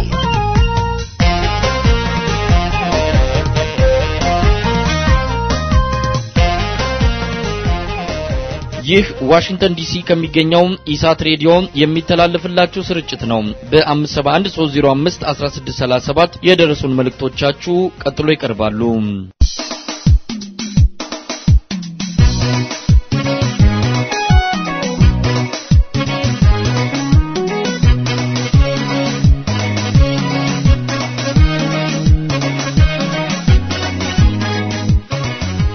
ሰላም ኢሳቶች እንደምትሰነበታችሁ ያክብሮት ሰላምታዬን በመጀመሪያ ለእናንተ በማቅረብ ዛሬ በኢትዮጵያ ውስጥ ሲደረግ የነበረው ሰልፍ ስከታተል የተሰማኝን ሐሳብ ለመግለጽ ያህል ነው በእውነት እኔ ብዙ ማውራትም አልፈልግም ነገር ግን በዛሬው ዕለት በሰልፉ መካከል ተገኝተው ቀደም ሲል በቅስቀሳው ላይ በደሃ ህዝብ መካከል እየተገኙ ሐሳባቸውን ሲሰጡ ሲያነቃቁ ሲያነሳሱ ዛሬም ደግሞ አብረው በትግል ሜዳው ላይ ቆመው ይህንን ሁሉ ህዝብ በማስከተል ሐሳባቸውን ሲሰጡ የነበሩት ሁለተኛውን ማንዴላ ወይም ኢትዮጵያው ማንዴላ ለመጥቀስ ያህል ነው ነጋሶ ጊዳዳ ኢትዮጵያው ማንዴላ እንዲሆኑ ወስኛለሁ ነው በበኩሌ እናንተም የራሳችሁን አስተያየት መጨመር ትችላላችሁና መሪ ማለት ይሄ ነው የግል ጥቅም ሳያሸንፈው የግል ጥቅም ሳያንበረክከው ዋይ ሳይፈልግ ስሙንና አመራሩን ህዝቡን ፍቅር ማለት ህዝብ ማለት ፍቅር ማለት ነውና የህዝቡ ፍቅርና ትኩሳት መቅሰሉን መገረፉን መቸገሩን በማየት የራሳቸውን ጥቅም ወደ ጎን ጥለው ዛሬ ይህን ሲያደርጉ ማየት ለኔ እጅግ አኩርቶኛል። አሁንም እኮራባቸዋለሁ። እውነተኛ ኢትዮጵያዊ ነውና ማንዴላ ብዮታለሁ። ኢትዮጵያዊ ማንዴላ። ሰላም ጤና ይስጥልኝ። እንግዲህ በሚቀጥለው እንገናኛለን። ደህና ሁኑ።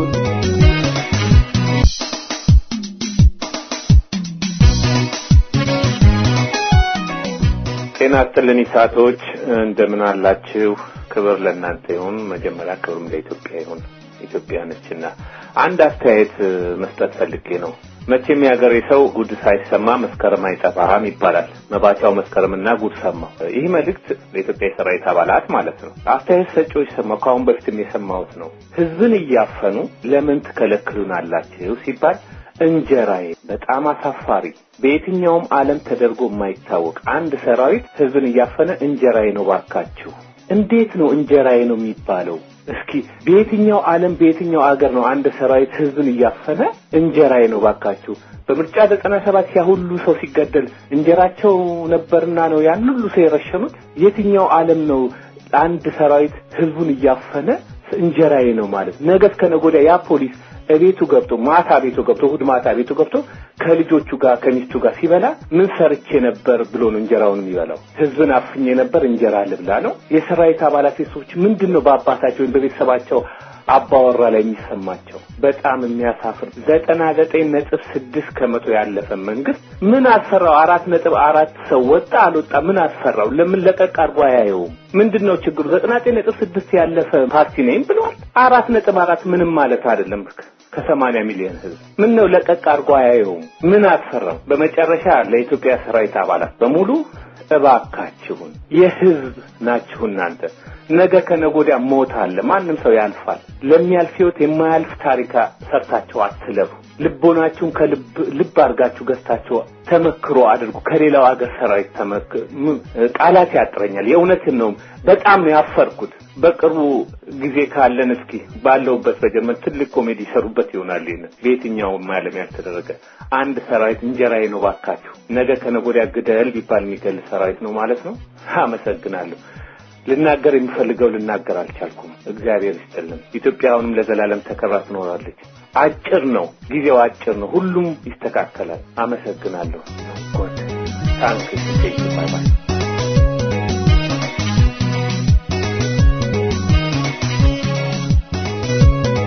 ሰላም ጤና ይስጥልኝ ኢሳቶች፣ እንደምሰነበታችሁ እንደማላችሁ።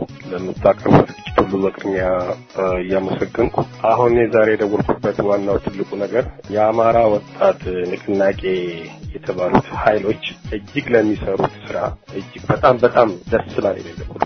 አዎ አንድ ዛፍ ስሩ አስቀድሞ ከተቆረጠ ወይም ቅርንጫፉ በተለይ ስሩ ከተቆረጠ እድሜው ያጥራል፣ ንፋስም በቀላሉ ይጥለዋል። እንደዚህ አይነት እርምጃ ነው የሚያስፈልገው። ለምሳሌ እንደነ ሙሉ ሰው ደነቀ የመሳሰሉት ሰዎች እርምጃ ወሰዳችሁባቸው አሁንም ቢሆን መቀጠል ያለበት እያንዳንዱ ስሩን መቆረጥ ነው። የወያኔ የዚህን መንግስት ስሩን ማድረቅ ነው እንጂ ላይ ቅርንጫፉ እና ኃይለማርያም ደሳለኝ ወይም እነ በረከት በታንክ የሚታጠሩትን ሰዎች ሳይሆን እንደነዚህ አድርባዮችን ህዝቡን የሚያስጨንቁትን ለሆድ አደሮችን ስሮችን መቆራረጥ ነው። ስሮችን ካደረቅናቸው ስሮች ከደረቁ የአንድ ዛፍ ስሩ ከደረቀ የትም አይደርስም፣ ተሎ ይፈነገላል፣ በቀላሉም ይደርቃል። አለቀ ነገሩ። ስለዚህ አሁንም ብራቮ የአማራ ወጣት ንቅናቄዎች የምትሰሩት ስራ መቼም እኔ በበኩሌ የታግኝቼ በገንዘብም ሆነ በሞራል ለመደገፍ አድራሻችሁን በፈልግ ስላጣሁት ነው እንጂ በጣም ለእናንተ በጣም ያለ ስሜት ለመርዳት እጅግ በጣም ቃላት ያጥረኛል እና ህዝቡም እንደሚደግፋችሁ እርግጠኛ ነኝ። አሁንም ቢሆን ይሄን ስር ማድረቃችሁን ቀጥሉበት፣ በርቱ ወገኖች። ይሄ ነው ዋናው የሚፈለገው። መሰለፍ ወይም ሻማ ማብራት ለውጥ አላመጣልን። የሚያዋጣው ስሩን ማድረቅ ነው። ይሄን መንግስት ስሩን በመጥረቢያ መቁረጥ ነው እና መጥረቢያችሁን እያሰላችሁ አሁንም ቢሆን ቀሪዎችን ለናያሌው ጎበዝ የመሳሰሉትን ሌላም የዚህ መንግስት አጥቅቷቸው የዚህ መንግስት ስር ሆነው ደግፈው ያዙትን መቆራረጥ ነው። አመሰግናለሁ። ኢትዮጵያ ለዘላለም ትኑር። ብርቅዬ የአማራ ወጣት ንቅናቄዎች እጅግ በጣም ደጉ ተመንደጉ የወገን ክንድ ናችሁ። አሁን ክንዳችሁ ያበቃል። አመሰግናለሁ። ቻው።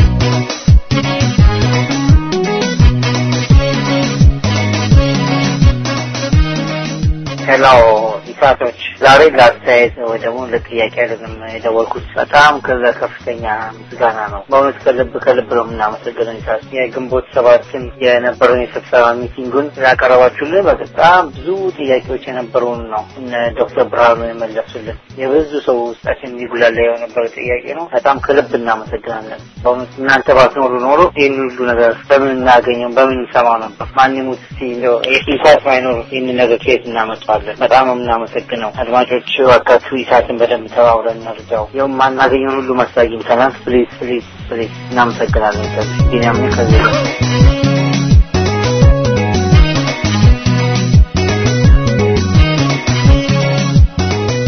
ሄሎ ኢሳት እውነቴን ነው ደስ የሚል የትግል ዜና በማሰማት ደስ ብሎኛል። አሁንም እኔ በድጋሚ ልገልጽ የምፈልገው የአማራው ንቅናቄ በርታ በሉልኝ። ትግሬው ምን ያህል ወያኔዎች ምን ያህል በትግራይ ህዝብ ላይ እያደረሱ ያሉትን በአማራው ላይ መጥተው ሊበቀሉ የፈለጉትን እርጉም ስራቸውን አሁንም በጀግንነት እንደሚወጣ ሙሉ ተስፋ አለኝ። አመሰግናለሁ።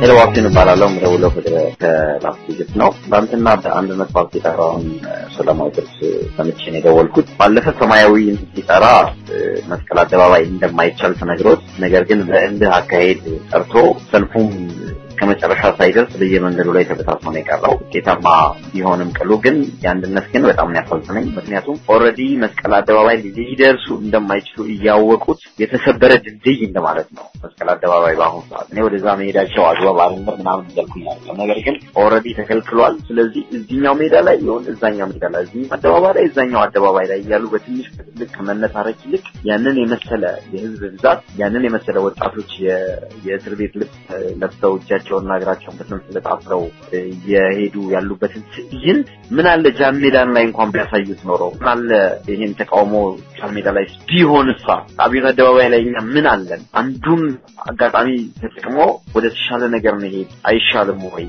እና በዚህ ነገር በጣም ተሰኝቻለሁ። ያ ሁሉ ህዝብ በየመንገዱ እየታገተ መሰቃየቱ አሳዛኝ ነው። ይሄ ፊልም ማድረግ አይደለም ትግል ነው። በርግጥ ግን ትግሉ ስልታዊ አካሄድ የጎደለው ትግል ነው ብዬ ነው የምለው። ብልጥን እየሰጡትም እየበላ ያለቅሳል የሚባል አባባል አለና አደባባይ ላይ ባይደረግ ጃን ሜዳ ላይ ተደርጎ ግን ዲዮዲ ጃን ሜዳ እንደሚደረገው ጉዞ ራሱ ትላልቅ ትዕይንትና ትርኢቶችን መስራት ይቻላል። ያንን እድል እንኳን እንዳይጠቀም አድርገው ይሄንንም እንዳበላሹት ነው የምቆጥረው። ቴንኪው።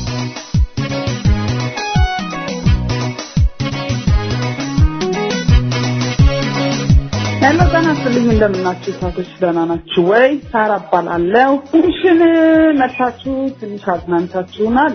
ደስ ይላል። ያው ግን ትንሽ ቅር እንደሚላችሁ እርግጠኛ ነኝ። የሙልሽን ህዝብን በጣም ትንሽ ድክም ያለ ነው። እኔ አላውቅም ብቻ ሁሌ ናቸው እንደዚህ ድክም ያለ ነው። የሙልሽን ህዝብ ትንሽ ቅር እንደሚላችሁ ነው። ግን ማታ ተገኝቼ ደስ ብሎኛል።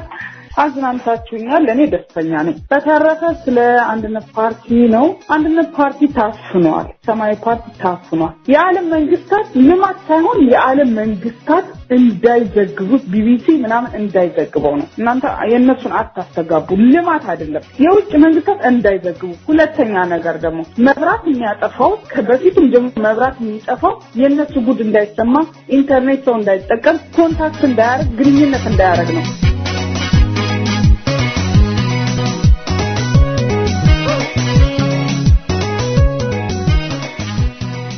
አድማጮች በ57130511637 የደረሱንን መልእክቶችን ነበረም ቀደም ሲል አዳመጣችሁት። ከልብ እናመሰግናለን። በመከታተል ላይ ያላችሁት ዋሽንግተን ዲሲ ከሚገኘው ኢሳት ሬዲዮ የሚተላለፍላችሁን ስርጭት ነው። የኢትዮጵያ ሙስሊሞች ትግል የእፎይታ ጊዜው እንዳበቃ እየተነገረለት ነው።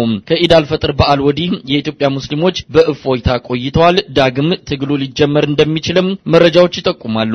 በሌላ በኩል በትላንቱ የአንድነት የተቃውሞ ሰልፍ ላይ የሙስሊሞችን መሳተፍ ሽብርተኝነትን እንደመደገፍ ያህል የሚወሰድ ዘገባ የሚመስል በኢትዮጵያ ቴሌቪዥን ላይ ቀርቧል። በተለይ በምስል የቀረበበት የሰልፉ ትዕይንቶች በሙሉ የኢትዮጵያ ሙስሊሞች የሚታዩበት መሆኑ መንግስት ዘገባውን ለአንዳች ዓላማ እንዳቀናበረው የገመቱት ጥቂቶች አይደሉም።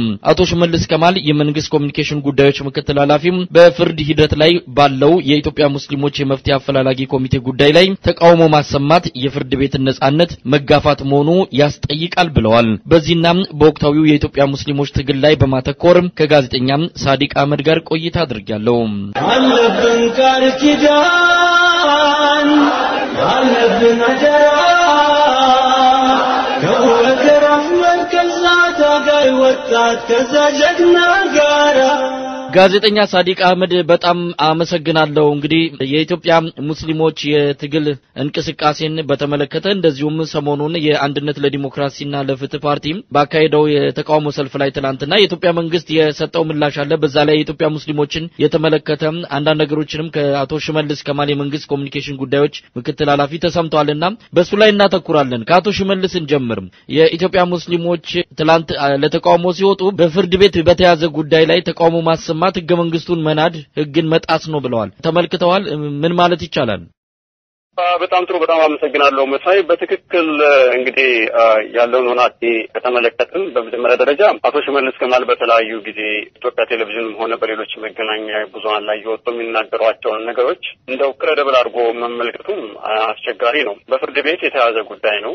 እንግዲህ እነዚህ ሰዎች ጉዳያቸው በፍርድ ቤት ተይዟል። ጅልቲነታቸው እስኪረጋገጥ ድረስ ወይም ጥፋተኛነታቸው እስኪረጋገጥ ድረስ ኢኖሰንት ናቸው። ይህንኑ እንግዲህ ያለውን የህግ አሰራር በመስጠት ቀደም ሲል ጂሃዳዊ ሐረካት የተሰኘውን ዘጋቢ ወይም ደግሞ ብዙዎች ቀጣፊ የሚሉትን ፊልም በማሳየት የኢትዮጵያ መንግስት እንደዚሁም ደግሞ አቶ ሽመልስ ከማል ያሉበት መስሪያ ቤት ራሱ ከፍተኛ ሚና እንደተጫወተ ከግምት ውስጥ እናስገባለን። ስለዚህ እነዚህ ሰዎች ነፃ ናቸው። ነፃነታቸው በአብዛኛው በህዝብ ዘንድ የተረጋገጠ ነው። ከመሆኑም ጋር ግን መንግስት ለራሱ የፖለቲካ ዓላማ ማስታወቂያ አሸባሪ ብሎ ፈርጇቸው እስር ቤት አስገብቷቸዋል። አሸባሪ የሚለው ፍረጃ በእነሱ ላይ ብቻ ሳይሆን በሌሎችም ንጹሃን ዜጎች በእነ እስክንድር ነጋ፣ በእነ አንዱዓለም አራጌ፣ በሌሎችም በእነ ኦልባና ሌሊሳና በእነ በቀለ ገርባ ሪዮት አለሙም ላይ እንግዲህ የተለጠፈ ታፔላ ወይም ደግሞ የተደረገ ፍረጃ ነው። ስለዚህ እዚህ ላይ የምንመለከተው ጉዳይ ቢኖር ቀደም ሲል መንግስት ራሱ ጂሃዳዊ ሐረካትን በማሳየት አስቀድሞ አሸባሪ ናቸው በማለቱ ራሱ መንግስትን ህገ መንግስት የጣሰበትን ሁኔታ እንመለከታለን። በዚህም በመንገፍገፍ አቃቢ ህግ ቴዎድሮስ ባህሩ ጉዳዩን የያዙት አቃቢ ህግ ቴዎድሮስ ባህሩ አገር ለቀው የወጡበትን ሁኔታ እንመለከታለን ማለት ነው። ስለዚህ አቶ ሽመልስ ከማል ብዙ ጊዜ የሚናገሩትንና የሚሰጡትን መግለጫ እንደው ረብ የለሽ የፕሮፓጋንዳ ወሬ ነው ለማለት እንችላለን። ስለዚህ ይሄ ከግምት ውስጥ የሚገባ አይደለም ብዬ ነው የምገምተው መሳይ ነኝ። በሌላ በኩል በዚሁ ቪዲዮ ላይ ወይም እሳቸው በተናገሩት ዜና ዘገባ ላይ የቀረበው ቪዲዮ አንድነት እንግዲህ ለኢትዮጵያ ህዝብ ነው ጥሪ ያደረገው። ሰልፉንም የታደሙት ኢትዮጵያውያን ናቸው። የእምነት ልዩነት ሳይኖር ሁሉም ወጥቶም ለነጻነቱ እንደጠየቀ ነው ትላንት ስንከታተለው ነበርና ነገር ግን ዘገባው ላይ የሚታዩት የኢትዮጵያ ሙስሊሞች ብቻ ናቸው። ይሄ ምናልባት አንዳች ዓላማ ይኖረው ይሆን? ወደፊት ለሚዘጋጅ ምናልባትም ተመሳሳይ ቅንብር ወይም ፊልም እንደዚህ ሆን ብሎ ሙስሊሞች ብቻ በሰልፉ ላይ እንደታደሙ ለማድረግ በትክክል ይኖራል። ይሄ በአብዛኛው ይሄ ነገር ያተኮረው ከሙስሊሞች ውጪም በአንድነት ፓርቲና በሰማያዊ ፓርቲ ላይ ነው። በተለይ አንድነት ፓርቲና ሰማያዊ ፓርቲ ለነጻነት፣ ለመብት፣ ለዲሞክራሲ በሚያደርጉት ትግል ውስጥ አገራዊ የሆነ እርዳታን እንዳያገኙ አገራዊ የሆነ ድጋፍን እንዳያገኙ ለማደናቀፍ የተደረገ ነው ማለት እንችላለን። አንደኛ የአንድነት ወይም ደግሞ የሰማያዊ ፓርቲ የነጻነት፣ የመብት፣ የዲሞክራሲ ጉዞ በሙስሊሞች ብቻ ይታገዝ አድርጎ ከታየ ሌላው የኢትዮጵያዊ ማህበረሰብ ይሄንን ትግል መጥቶ እንዳይቀላቀለው ለማድረግ የተደረገ ሴራ ነው ለማለት እንችላለን ማለት ነው። በሁለተኛ ደረጃ ደግሞ ግሎባል የሆኑ በአሁን ሰዓት በተለይ ከሙስሊሞች ጋር በተገናኘ መልኩ ግሎባል የሆኑ ሁኔታዎችን ከተመለከትን በእስላም ስም የተነሱ ሽብርን ወይም ጥቃትን የሚፈጽሙ አካላቶች ወይም ደግሞ አሸባሪዎች በተለያየ ቦታ አሉ። ስለዚህ እነዚህ ግሎባል የሆኑ ፋክተሮችን እንግዲህ በማስፈራራት ወይም ደግሞ እነዛ ግሎባል የሆኑ ምስሎችን በማምጣት ሙስሊሞችን በዚህ ትግል ላይ ፊት ለፊት በማስቀደምና በማሳየት ሌላው ኢትዮጵያዊ ማህበረሰብ በዚህ ትግል ላይ መጥቶ በዚህ የመብት ትግል ላይ መጥቶ እንዳይቀላቀል ለማድረግ የሚደረጉ ጥረቶች ናቸው። ስለዚህ ጥያቄው አገራዊ ካልሆነና ጥያቄው የመብት ጥያቄ ካልሆነ ጥያቄው የነጻነት ጥያቄ ካልሆነ የእነ አቡበክር አህመድ ጥያቄ ብቻ የሚጎላበት ከሆነ ሌላው ኢትዮጵያዊ መጥቶ ሰማያዊ ፓርቲን ፓርቲንና አንድነት ፓርቲን እንዳይደግፍ ለማደናቀፍ የተደረገ ጥረት ይመስለኛል። ከዛም ባሻገር ደግሞ ሰማያዊና አንድነት ፓርቲን ሊበሏት የፈለጉትን አሞራ ስሟን ይሉታል ጅግራ እንዲሉት ለወደፊቱ ምናልባት በእነሱ ላይ ያቀደላቸው ወይም ያሰበባቸው ነገር ሊኖር ስለሚችል ከወዲሁ እንግዲህ የማፊያው የህወሓት ስርዓት ወዴት እንደሄደ እንዳለ ለመመልከት እንችላለን ማለት ነው። በእኔ አመለካከትና በእኔ ግምት ይሄ ነገር አብዛኛው በሰማያዊ ፓርቲና በአንድነት ፓርቲ ላይ ያተኮረ ይመስለኛል። ይህ ከመሆኑ በፊት ራሱ ቀደም ብሎ አንድ ቀን ቀደም ብሎ ማለት ነው ሙስሊሞች ከየመንገዱ ላይ እየተለቃቀሙ በተለይ ቅዳሜ ዕለት ማታ ሌላው ቀርቶ የሰርግ የ80 ስነ ስርዓትን ተካፍለው የመጡ ሙስሊሞች ታክሲ ጠብቁ በነበሩበት ሰዓት በአዲስ አበባ ውስጥ እንደተያዙ እስር ቤት እንደተወረወሩ ከግምት ውስጥ ማስገባት እንችላለን ማለት ነው። ሙስሊሞች በመሆናቸውና ቆብያ በማድረጋቸው አንድነት ፓርቲ በሚያደርገው ስብሰባ እያሴራችሁ ነው፣ ሽብር ልትፈቱ ነው በሚል እየተያዙ ሰዎችም እንዳሉ ከዚህ ውስጥ ከግምት ውስጥ እናስገባለን ማለት ነው። እንግዲህ እንዳልኩ መሳይ ሊበሏት የፈልጓትን አሞራ ስሟን ይሉታል ጅግራ እንደሚባለው ሰማያዊ ፓርቲና አንድነት ፓርቲን ለመፈረጅ እንግዲህ እያቅማማ ነው ኢህአዴግ። እንግዲህ ይሄንን ደግሞ በሂደት የምንመለከተው ይሆናል። ምናልባት ሳዲቅ እንደው ከአንዳንድ አድማጮችም የመጣልን አስተያየት አለ። በተለይ አቶ ሽመልስን ብናገኝ ብንጠይቃቸው ጥሩ ነበረ፣ ግን ስልካቸውን ሊያነሱ አልቻሉም። የኢትዮጵያ ሙስሊሞች ከሃይማኖት ጋር በተያያዘ ያነሱት ጥያቄ በተጨማሪ እንደ አንድ ኢትዮጵያዊ ጥያቄዎች ሊኖራቸው አይችልም ወይ? የግድ እነሱ የታደሙበት ሰልፍ ሁሉ ሃይማኖታዊ ጥያቄ ብቻ የሚስተጋባበት አድርጎ ማቅረቡስ መንግስትን ምን ያህል ያስኬደዋል? እንደ አንድ ኢትዮጵያዊ መብት የላቸውም አደባባይ ወጥተው የመጠየቅ እንደዛ አይነት ነገር ተነስቶ ነበር። በጣም ጥሩ መሳይ እዚህ ጋር ሶርት አውት ማድረግ የሚገባን ጉዳይ አለ፣ መለየት የሚገባን ጉዳይ አለ። ድምጻችን ይሰማ ያነሳው ጥያቄ አለ። ድምጻችን ይሰማ ያነሳው ጥያቄ የመብት ጥያቄ ነው። መብታችን ይከበር፣ ህገ መንግስቱ ይከበር፣ መስጊዶቻችንን ራሳችን እናስተዳደር፣ መንግስት በእኛ የእምነት ተቋማት ላይና በእኛነታችን ላይ መጤነትን አስገድዶ መጫኑን ያቁም፣ የእምነት ተቋሞቻችን ይመለሱ፣ የታሰሩ መሪዎቻችን ይፈቱ የሚሉ ጥያቄዎችን ነው እያቀረበው ድምጻችን ይሰማ ማለት ነው። እንግዲህ እነዚህ ጥያቄዎች የህገ መንግስትን እንዲከበር ወይም ደግሞ መብት እንዲከበር የሚደረጉ ጥያቄዎች ቢሆኑም መንግስት እንግዲህ እንደ ፖለቲካ መያዣ አድርጎ ይዞታል ማለት ነው። መንግስት እንደ ፖለቲካ መያዣ አድርጎ በሚይዘው ሰዓት ምናልባት ፖለቲካዊ ምላሽ የሚያስፈልገው ነገር ካለ ይሄንን ፓርቲ ሊያንቀሳቅሰው የሚችለው ድምጻችን ይሰማ አይደለም። ድምጻችን ይሰማ እየጠየቀ ባለበት አካሄድ ጥያቄውን እየጠየቀ ይቀጥላል። ከመሆኑም ጋር ግን ይሄንን ነገር ወደፊት ይዘው መምጣት የሚችሉና ይሄንን ሀገራዊ ጥያቄ ሊያነሱ የሚችሉ ማንኛውም ድርጅቶች ማለት አንድነት ፓርቲም ይሁን ሰማያዊ ፓርቲም ይሁን ሌሎች በአገር ውስጥም ያሉ ፓርቲዎች ይሁኑ በውጭም ያሉ ፓርቲዎች ይሁኑ ይሄንን ፖለቲካዊ መልስ የሚያሻውን ጥያቄ ይዘው ወደፊት መጓዝ ይችላሉ ማለት። ስለዚህ ሙስሊሞችም እንደ ማንኛውም ኢትዮጵያዊ ዜጋ በማንኛውም በሚመቻቸው የፖለቲካ ፓርቲ በሚያደርገው ሰላማዊ ሰልፍም ይሁን በሚያደርገው ህዝባዊ ስብሰባ ላይ ይሁን በሚያደርገው እንቅስቃሴ ላይ ይሁን በሰላማዊ ሰልፉ ላይ በስብሰባው ላይ በአንድነት ፓርቲም ይሁን በሰማያዊ ፓርቲም ይሁን በግንቦት ሰባትም ይሁን በኢህአዴግ በራሱ ላይም ይሁን በማንኛውም ይመቸኛል በሚሉት ፓርቲ ውስጥ እንደ ማንኛውም ኢትዮጵያዊ ገብተው የመሳተፍ መብታቸው እየተጠበቀ ነው። ስለዚህ አሁን ይሄ ሙስሊሞች ንቁ የፖለቲካ ተሳትፎ ያሳዩበትን አጋጣሚ እንመለከታለን ማለት ነው። ስለዚህ እንግዲህ አሁን እያደረጉ ያሉት ለምንድን ነው? ሙስሊሞች ንቁ የሆነ የፖለቲካ ተሳትፎ አያስፈልጋችሁም፣ በፖለቲካ ፓርቲ ውስጥ ገብታችሁ ፖለቲካዊ ፍላጎታችሁን ማንጸባረቅ የለባችሁም የሚል አካሄድ ነው። እንግዲህ ይሄ በ21ኛው ክፍለ ዘመን የሚተገበር ነገር አይደለም። እንግዲህ ሙስሊሞችን ምን እንዳሰቡላቸውና ምን ሊያደርጓቸው እንደፈለጉ እንግዲህ ጠያቂ ነው። ስለዚህ ሙስሊሞች በማንኛውም ፖለቲካ ፓርቲም ሆነ ፖለቲካዊ እንቅስቃሴ ውስጥ ገብተው መንቀሳቀስ፣ መሳተፍ፣ አባል መሆንም መብታቸው ነው። እንግዲህ ይሄ መብት አይገባችሁም የሚሉ ይመስላሉ የሚያሳዩት ይሄንና ይሄ ደግሞ በ21ኛው ክፍለ ዘመን የሚሳካ አይደለም። በጣም ኋላ ቀርና በጣም የወረደ አስተሳሰብ ነው መሳይ። እንግዲህ ምላሽ የሚሰጡን ከሆነ ለማግኘት እንሞክራለን። ወደ ሌላው አንድ ነጥብ እንምጣ። የኢትዮጵያ ሙስሊሞች እንቅስቃሴ የለም። አርብ የሚታየው እንቅስቃሴ አሁን ቆሟል ማለት በሚቻልበት መልኩ አይታይም። ሌሎች ነገሮችም የሉም። ዝምታው ምንድን ነው? በጣም ጥሩ። እንግዲህ ዝምታው ምንድነው ካልከው ዝምታው የስኬት ውጤት፣ ዝምታው ትግሉ አንድ ደረጃ ላይ በመድረሱ ትግሉ የተሳካ በመሆኑ ዝምታ ወይም ደግሞ እፎይታ ያስፈልገው ነበር። አሁን በዛ የእፎይታ ክፍለ ጊዜ ውስጥ እንገኛለን ማለት። መንግስት የተለያዩ ጥያቄዎች ተጠየቁ፣ የተለያዩ ሰላማዊ እንቅስቃሴዎች ተደረጉ። እስከ 2 ዓመት ለሚደርስ ጊዜ በሰላማዊ መንገድ መንግስት ጥያቄ ቢጠየቅ ምንም አይነት መልስ ሊሰጥ አልቻለም። ነጭ እስከ ማሳየት ቢጫ እስከ ማሳየት ተደረሰ። የተለያዩ ምልክቶች ተሰጡት። እንግዲህ አሁን ወሳኝ በሆነ የመጨረሻ መስዋዕትነት መክፈል በሚገባበት ደረጃ ላይ ተደረሰ ማለት ነው። መስዋዕትነት በመነለበት ሰዓት ህዝቡ እያለ ያለው የምንገልበት ዓላማ ባይኖርንም የምንሞትለት ዓላማ አለን ብሎ ነው በሰላማዊ መንገድ ለመታገል የቆረጠው ማለት ነው። ስለዚህ ወደዛ የመስዋዕትነት ጉዞ ከመጓዙ በፊት እፎይታ ያስፈልጋል። ሁኔታዎችን ማጤን አለብን። ሁኔታዎችን መመልከት አለብን። ስለዚህ አሁን እየተደረገ ያለው ያ ነው። ምክንያቱም በስርዓት የሚመራና በህገ መንግስት የሚመራ ዲሞክራሲያዊ የሆነ መንግስት ቢሆን ኖሮ ምናልባት ጥያቄህን እየገፋ ትሄዳለህ። ይሄ ግን ለአጥፍቶ ጠፊነት የተዘጋጀ መንግስት በመሆኑ ለአጥፍቶ ጠፊ የተዘጋጀ መንግስት ደግሞ ለማንኛውም አይነት እንቅስቃሴና ማንኛውንም አይነት ነገር ለማድረግ በሚዘጋጅበት ሰዓት መንግስቱ ይሄዳል። ህዝቡ ነዋሪ ነው። ስለዚህ በህዝቡ ላይ የሚደርሰውን ጥቃት እንዴት አድርገህ ሚኒማይዝ ማድረግ ትችላለህ? እንዴትስ አድርገህ እንዳልከውም እንደተናገርከውም እንዳወጭከውም የምንገልበት ዓላማ ባይኖርንም የምንሞትበት ዓላማ አለን የሚለውን አስተሳሰብ እንዴት አድርገህ በተሳካ መልኩ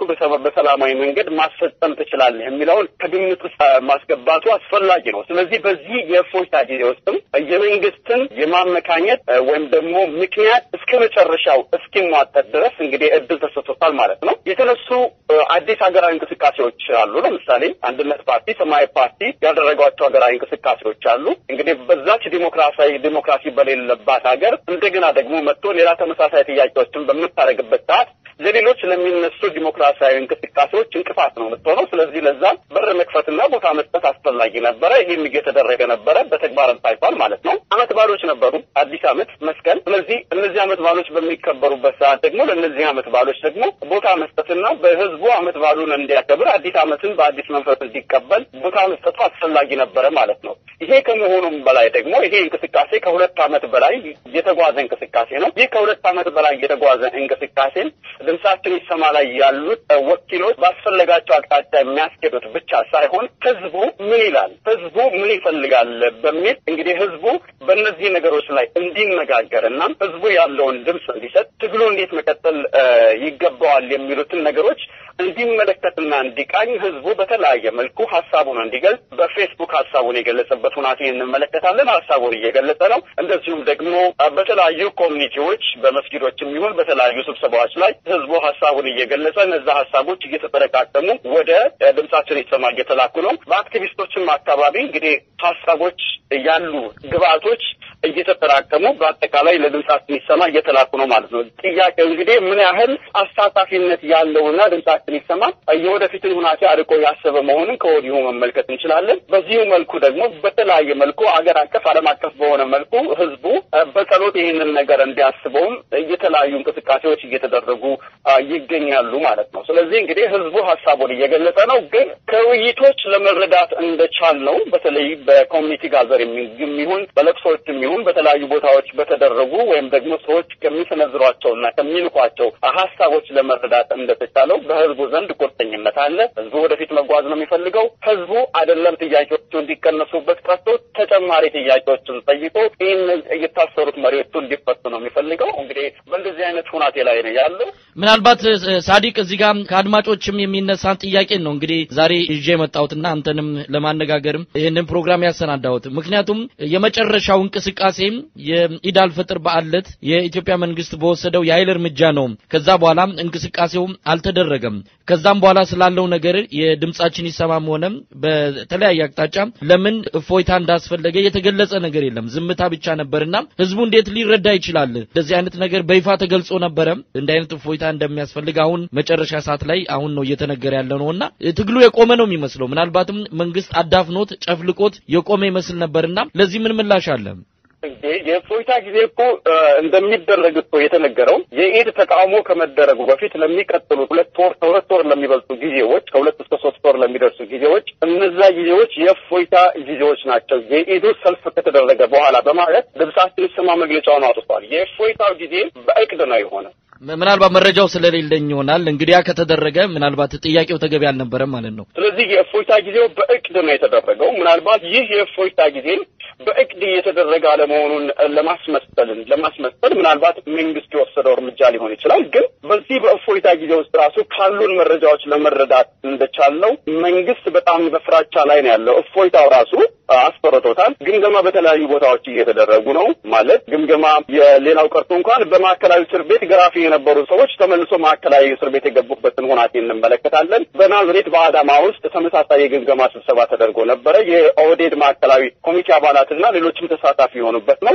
ምክትል ጠቅላይ ሚኒስትር ሙክታር ከድር ይህንን ስብሰባ በመምራት እንደዚሁም ደግሞ የክልሉ ምክትል አስተዳዳሪ የሆኑት አቶ አብዱልአዚዝ የተገኙበት ስብሰባ ተደርጎ ግምገማ ከተደረገ በኋላ በዚህ ግምገማ ላይ ትኩረት ያደረጉት በአርሲ፣ ባሌ፣ ጅማ፣ ኢሉባቡር ነበረ እና በግምገማው ላይም በኮፈሌ የተፈጸመው አይነት ስህተት በድጋሚ ሊፈጸም አይገባም፣ መጠንቀቅ አለብን በማለት በዚሁ በያዝነው ሳምንት መገባደጃ ላይ ባደረጉት ስብሰባ ላይ የዛሬ ያህል በዚሁ በሙስሊሞች ጉዳይ ላይ ስብሰባ አድርገው ውስጣቸው እኮ እየተተረማመሰ ነው ያለው። ስለዚህ የእፎይታ ጊዜው በፕላንና በእቅድ የሆነ የእፎይታ ጊዜ ነው። ኢትዮጵያውያን ሙስሊሞች የሚያደርጉት ሰላማዊ ትግል አሁንም ይቀጥላል። እርዳታ ሲሰማ እያደረገ ያለው ሰላማዊ እንቅስቃሴ በአዲስ ስትራቴጂ በአዲስ መልኩ ይቀይራል። በተመሳሳይ መልኩ ደግሞ ኢትዮጵያውያን ሙስሊሞች በማንኛውም ፖለቲካዊ እንቅስቃሴ ወይም በማንኛውም ሀገራዊ እንቅስቃሴ ላይ ገብተው እንግዲህ እየተሳተፉ የዲሞክራሲ ጥማቸውን ለማርካት የሚያደርጉት ትግልም እንደቀጠለ ነው ያለው መሳይ።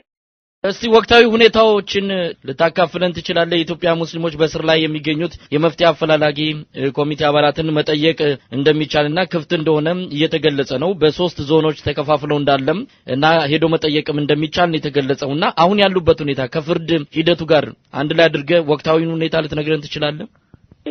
በጣም በሚገርም መልኩ እንግዲህ አንድነት ፓርቲ ሰላማዊ ሰልፍ ከተሰራበት ጥቂት ቀን ቀደም ብሎ የኢትዮጵያ መንግስት እንግዲህ ለረጅም ጊዜ የከለከለውን የእስር ቤት ጥየቃ ወይም የእስር ቤት ዚያራን የፈቀደበትን ሁናቴ እንመለከታለን ማለት ነው። ነገሩ በብዙ አክቲቪስቶችና እንደዚሁም ደግሞ በሌሎች ኢትዮጵያውያን ዘንድ ዶሮን ሲያታልሏት በመጫኛ ጣሏት አይነት ነገር መስሎም እንግዲህ የተገረሙ ነበሩ። ግን ከመሆኑም ጋር ግን ቅዳሜ ኡስታዞችን ቅዳሜ አሚሮችን ሄጄ ቂሊንጦ ወይም ደግሞ ሂጅራ ግቢ ሄጄ ዘይራለሁ እጠይቃለሁ እሁድ ደግሞ አንድነት ፓርቲ ባደረገው ሰላማዊ ሰልፍ ላይ ተሳተፋለሁ በማለት እንግዲህ ሰዎች ወደ እስር ቤት የጎረፉበትን ሁናቴና በማግስቱም ደግሞ በሰልፍ ላይ የተገኙበት ሁናቴ ነው የምንመለከተው። እስር ቤት ያሉትን የታሰሩትን ወገኖቻችን በምትመለከትበት ሰዓት ኢህአዴግ ከውጪ እንደሚያስፈራራው አይደለም ማለት ከውጪ እያስፈራራና ዜጎች እንዲፈሩ እንዲሸማቀቁ ለማድረግ ብዙ ነገሮችን ያደርጋል። ግን ፍርሃት ራሱ ተሰብሮ ህዝቡ የተነሳበትን ሁናቴ ትመለከታለህ እና እስር ቤት ያሉትን ወገኖቻችንን በምትመለከትበት ሰዓት በጠንካራ መንፈስ ላይ ነው ያሉት። በጣም በጥሩ ሁናቴ ላይ ነው ያሉት። እነሱ የሚያስቡት እንደውም ስለነሱ መፈታት አይደለም። እነሱ የሚያስቡት ስለነሱ ከእስር ቤት መውጣት አይደለም። እነሱ የሚያስቡት ውጪ ላለው ህዝብ ነው። እነሱ የሚያስቡት ህዝቡ ሙስሊሙ፣ ክርስቲያኑ እንዴት አድርገው በሰላም በአንድነት በፍቅር ይኖራል የሚለውን ነው እንጂ የሚያስቡት ስለራሳቸው ህይወት፣ ስለሚስቶቻቸው፣ ስለልጆቻቸው አይደለም የሚያስቡት። ሌሎች መደለላዎች ሳይደረግላቸው ቀርቶ አይደለም። እንግዲህ የተለያዩ መልእክተኞችን በማምጣት የተለያዩ ሰዎች ሽማግሌ እንሆናለን ብለው መሀል ላይም በመግባት የሚያደርጉት እንቅስቃሴ ቢኖርም ይሄ ስለነሱ አይደለም። ይሄ የህዝብ ጥያቄ ነው። ህዝብ በምንልበት ሰዓት ደግሞ ሙስሊሙንም ክርስቲያኑንም አንድ ላይ ያማክራል። እንዴት አድርጎ እነዚህ ህዝቦችን በአንድነት በሰላም በፍቅር ለረጅም ጊዜ አብሮ ማኖር ይቻላል ለሚለው ጉዳይ የታሰሩ ናቸው። ስለዚህ ስለነሱ ስለራሳቸው ደንታ ያላቸው አይደለም። ስለዚህ በጥሩ መንፈስ ጠንካራነት ላይ ነው የሚገኙት። ስለዚህ ከእስር ቤት የሚመጡት መረጃዎች የሚያመላክቱት ይህንን ነው መሳይ። ጋዜጠኛ ሳዲቅ አህመድ እንግዲህ 2006 ዓመተ ምህረት ገብቷል። የኢትዮጵያ ሙስሊሞች ለ2 ዓመት ገደማ ያህል እየታገሉ ቆይተዋል። አሁንም እንደሚቀጥሉና በአዲስ ስትራቴጂ እንደሚመጡ ነው እየገለጽክልን ያለው። 2006 ምን እንጠብቅ? የኢትዮጵያ ሙስሊሞች አዲስ ስትራቴጂ ይዘው መጥተው ጥያቄያቸው ምላሽ እንዲያገኝ የሚያስችል የትግል እንቅስቃሴ ይጀምራሉ ብለህ ተስፋ ታደርጋለህ? በትክክል በህዝቡ ዘንድ ቀደም እንደነገርኩህ ነው የምንገልበት ዓላማ ባይኖርንም የምንሞትለት ዓላማ አለን በማለት ለማንኛውም አይነት መስዋዕትነት የተዘጋጀበትን አይነት ሁናቴ ትመለከታለህ። መንግስት ያሰማራቸው ካድሬዎች በሚደርስባቸው የስነ ልቦና ጫና ሌላ ቀርቶ እንኳን ራሳቸውን እስከ ማጥፋት የደረሱ ሰዎች መንግስት ያሰማራቸው ሰላዮችና ካድሬዎች ለዛ ያበቁበትን ሁናቴ ትመለከታለህ ማለት ነው። ስለዚህ ኢትዮጵያውያን ሙስሊሞች ለ2 ዓመታት እንግዲህ በመጀመሪያ ደረጃ ሰላም ነው የመብት ትግሉን ጀምረውታል። ይህ የመብት ትግሉ ከግብ ሳያደርሱት እንደገና ወደ ባርነት የሚመለሱበት ምክንያት የለም። ስለዚህ የመብት ትግሉን እስከ ፍጻሜ ያደርሱታል። በምን አይነት ሁኔታ ይሄንን ይቀጥላሉ ብለህ የምትጠይቀኝ ከሆነ እንግዲህ በዓለም ላይ የተሞከሩ ምርጥ የሆኑ የሰላማዊ መንገድ ትግሎች በሙሉ በእናት ሀገራችን ኢትዮጵያ ላይ ይተገበራሉ ሰላማዊና ሰላማዊ በሆነ መንገድ። ስለዚህ ይህ ይተገበራል። በ2006 ይህ ኢትዮጵያ ውስጥ ይተገበራል ይጀምራል። አሁን ያለነው ግን በእፎይታ ጊዜ ነው። እኔ ካሉኝ መረጃዎች እንግዲህ እነዚህ ነገሮች ለመቃኘት ይያለው ትግሉ ወደፊት ነው እንጂ ወደ ኋላ የሚባልበት ነገር አይደለም። ጋዜጠኛ ሳዲቅ አህመድ በኢሳት ሬዲዮ አድማጮች ስም ከልብ አመሰግናለሁ። መልካም ጊዜ መሳይ።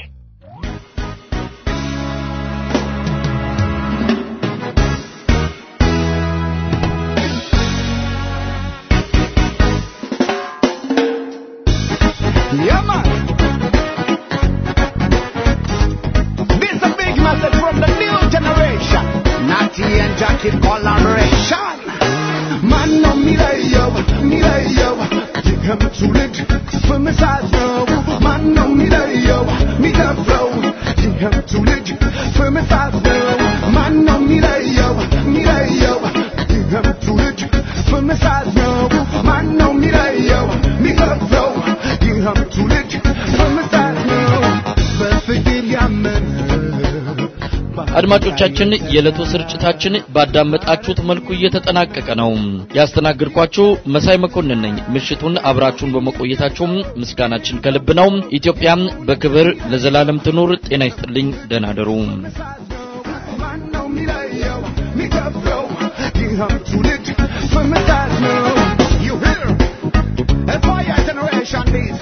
Yeah, swell.